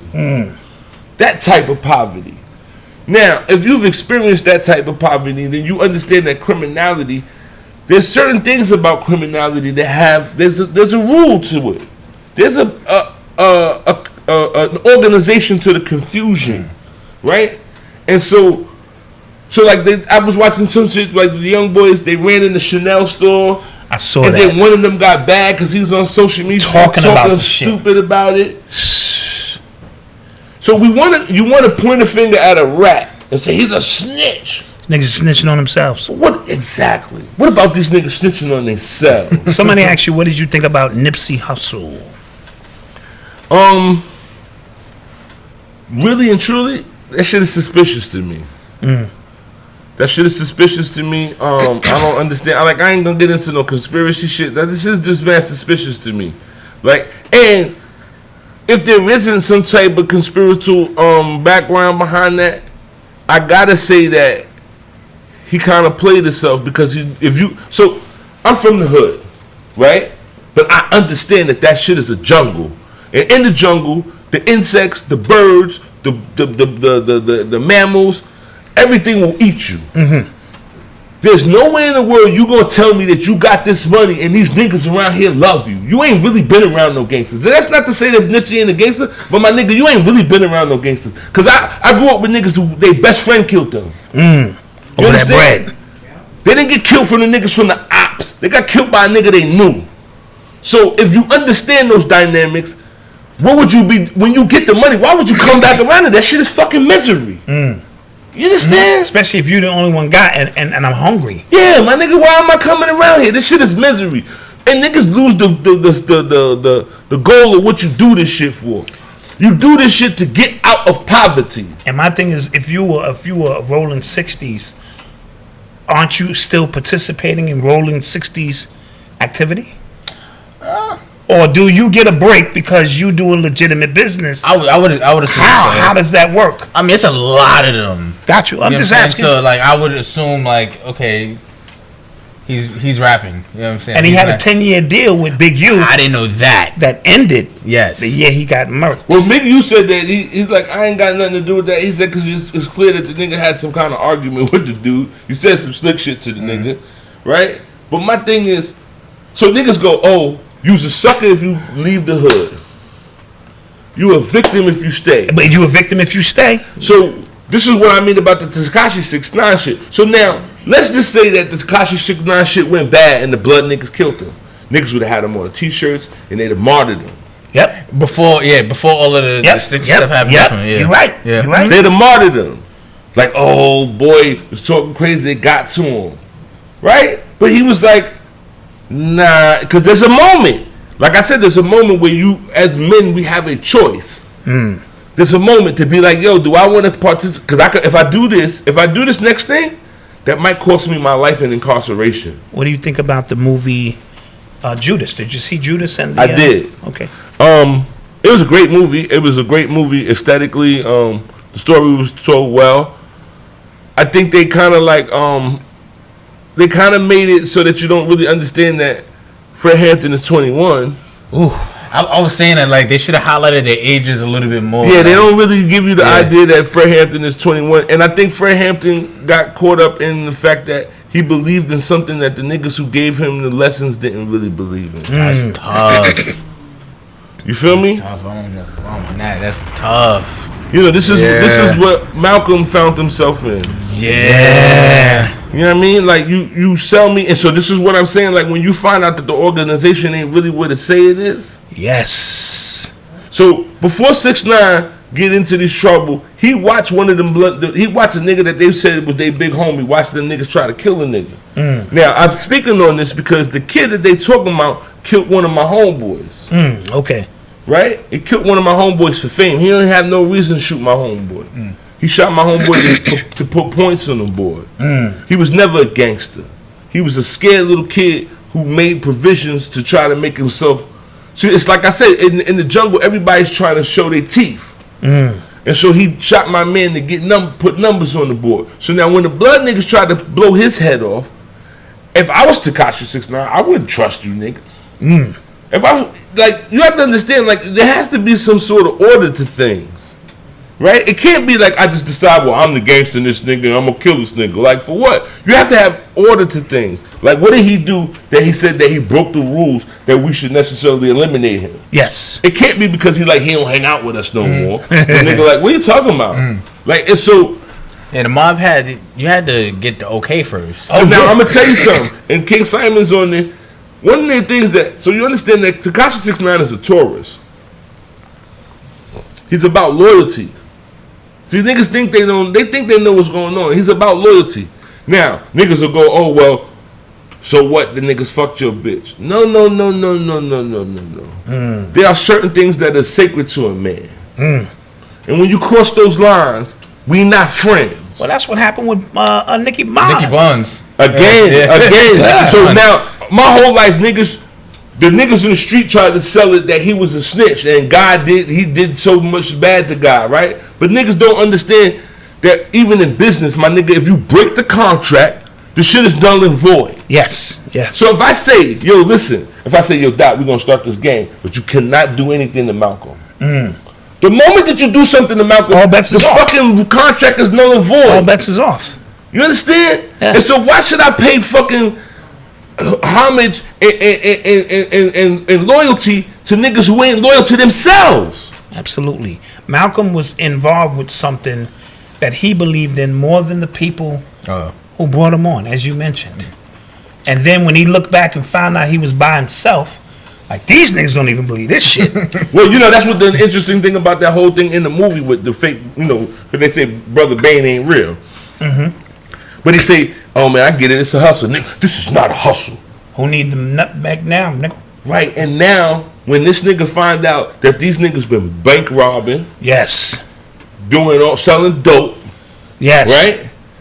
And now you niggas is not really about that life. Because everybody feared that he would take over and that shit would be the end of and it would be because if he took over, it would be the end of that. It would have been the end of that. Yeah. Right. So they knew that. Yeah, absolutely. Right? So now Newark they got to atone for that. Cause y'all harbored this nigga. For mad years. Y'all knew. Cory Booker knew. Everybody knew who the fuck this nigga was. Yeah, he recently passed away, the guy you talking about. Doesn't matter. They should be fucking digging his grave and pissing in his fucking skull. Because you killed our Black Prince for what? Because you really a fucking CIA agent. Let's not talk about that. See, so now they're talking about the fact that this nigga said the NYPD and all that. So now let's go back and follow Homeboy's trail and see who's paying him. Yes. You feel me? And so when we start talking about this see, again, niggas be having social dyslexia. You worried about a Mexican nigga who's in a game that's fake. The hip-hop game is fake. Ain't none of these niggas fucking gangsters. Fuck out of here. Ain't none of these niggas gangsters. I went to school with Mobb Deep. That nigga Prodigy ain't no thug. I don't give a fuck what the niggas in Queensbridge say. And do whatever you want to. I ain't about that shit. I'm about love. You do some shit to me, gotta strike you down. But I'm telling you, I went to art and design with that nigga. That nigga Pee-wee was not a gangster. He don't come from Gates Avenue or the Queensbridge and none of the places where fucking crack and fucking poverty was tantamount.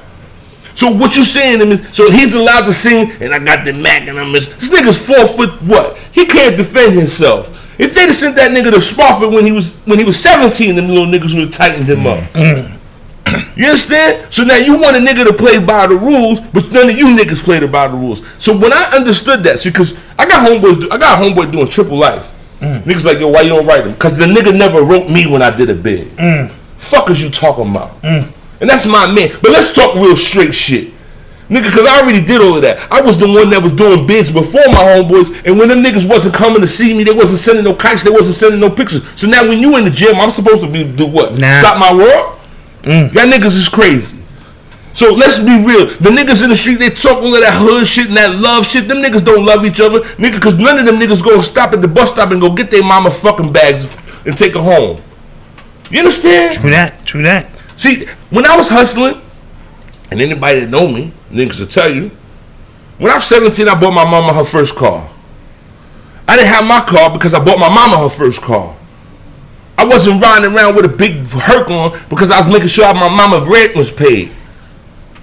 You understand? And so when these niggas... Which was supposed to be the purpose of the hustle anyway. This is my point. Yeah. So you know why I'm blessed and highly favored? Because my mama's in heaven and she know I did the very best for her. Hit the bomb. Because these niggas be talking all this gangster shit. So like when we talk about the rich poor and all of that shit, nigga, you was living in the fucking in poverty and your mama was still there. What are we talking about? So you didn't even suspect that if the stick up kid was gonna do something to your mama or the niggas that you beefing with or who don't like you? Yeah, because the climate is hot, nigga. Absolutely. It's scorching. You are getting this money and your little brother and everybody just around. And you just walking around shining on niggas. Let's talk about that so that we celebrate that because Rich was a fly nigga. So that's what makes the standard for you to be immortalized because you was fly? Because your socks match your fucking t-shirt? Man, get the fuck out of here. Well, one more question for Oba. Yeah, because my computer's about to die. What about Mars? Somebody keeps the Mars rover and shit, you know. Or do you think we're in a green room?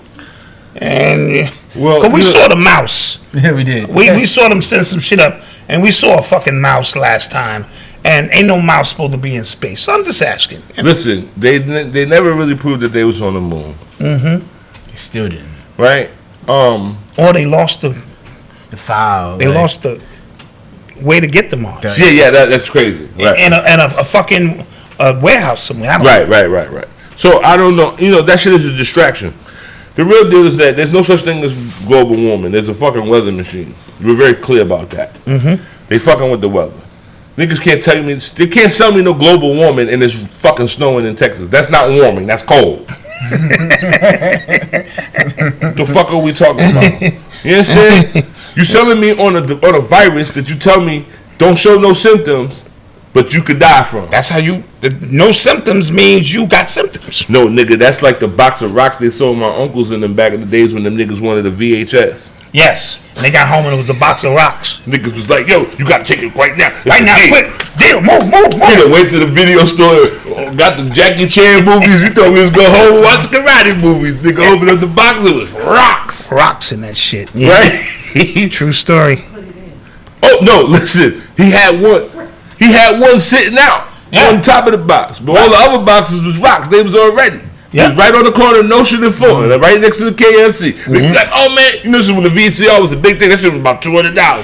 My uncle was like, hey man, you got $50. Told my other uncle niggas put the $100 together. We was like, yay, we're gonna get a VHS. We went right to the video store. We gonna get some Jackie Chan. We gonna get some Transformers. Yeah. Niggas went home.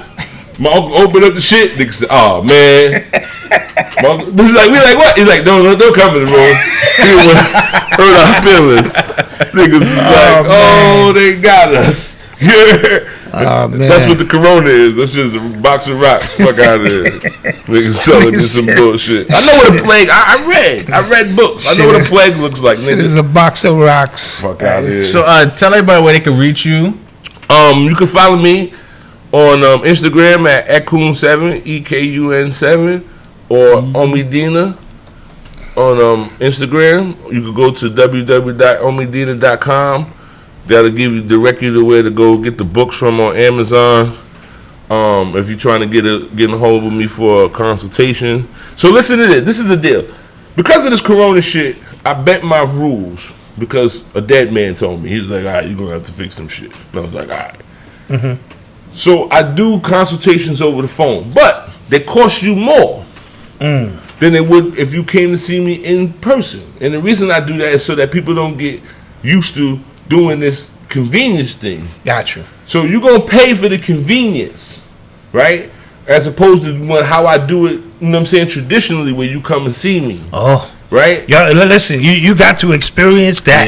Yeah. Bro, you think this is a game? This is not. This shit is not a game, son. When you experience this man go to work. Yeah. Oh, man. So you know, I do the consultations over the phone, you know, because I understand that the circumstances of the world, and plus a lot of people needed some answers and things like that. Mm-hmm. And so, like I said, I get I follow a higher power. So when the dead man was like, "Hey, man, this is how we're gonna do it," I was like, "All right." So I charge $200 over the phone, and I charge $100 in person. I think that's fair. Okay. And I'm not fit to tell you your lucky numbers. I'm not fit to tell you when the lover of your life is coming around. Call me now. What was her name? Miss Cleo. Miss Cleo, call me now. Yeah, I'm not with none of that. Be very. I'm still on my Ashe police nonetheless, but big up Black Dot and them because this hat is lit. Like, thank you. Fucking dope. Can you put my calendar back up? I mean, yeah, because I think we down to 3 days now. You gotta be. You better stop playing. Gotta be. Yeah, it's almost 28 days. It's over. 3 days. Yeah. You better stop playing. But I'm still on my Ashe police shit. Those who I mean, if you doing what I'm doing, you ain't got to check in with me. You know how to do the shit. Fuck. You know what I mean? Have some integrity. You know what I mean? Those that are out there that do not have 20 plus years, I think you need to sit down. Unless you're a psychic and you're a medium and you just can't help yourself and you just really about that life. Mm-hmm. But if you talking about you a priest or somebody and you've been initiated, if you ain't got 20 plus years, I don't want to hear from you. Princess Queen Pisces Carla wants you to wish her a happy birthday. Happy birthday. Habaragani. To Princess. Now, Princess who? Queen Pisces Carla. Happy birthday, Pisces Carla. You're Pisces? Hey, you better get your mind right. Make some decisions. Get your life together. Okay, there it is. Don't be doing shit to cut your nose off despite your And that's one for free. Yeah, that one is free. That one is free. All right, so we're going to get out of here. We will see the regular Urban X Nation tomorrow. Special episode. Yeah, we wanted to throw this in there for you guys. You guys been asking for the guard. Rest in peace, Black Benji. Rest in peace. Who else? Prince Marky D. Scott LaRock. What was the MC Trouble? You know who passed away that people don't speak about? He was on the Message with Melly Mel. Not Toronto. Boots. Damn, his name escapes me because there's two guys on the song with Melly Mel on the Message. Duke Booty. God bless. Yeah, he passed away recently. God bless one of the Chris's from Criss Cross. Yes. Oh yeah. Love and light to the sister, the boss, because I heard she was going through some health issues. Okay. Yeah, who else? Absolutely B.I.G. and we would be here for an hour if we started with that. So we just wanted to get back to some of the more, you know what I'm saying, people who don't receive enough light and love. Certainly. Jalil, you know what I'm saying? Jalil. Yeah. You know what I mean? Shout out, this is hip hop interested. A glass of water and a candle gonna save your life, man. Yes, let's do it. And with that being said, don't forget to like, share, and subscribe. Don't forget to subscribe to the blog, and don't forget to visit shopurbanax.com to participate in the 20 for 20. Yeah, I love y'all brothers, man. Y'all continue to do what y'all do. I appreciate you too, King. You already know this is home for you anytime.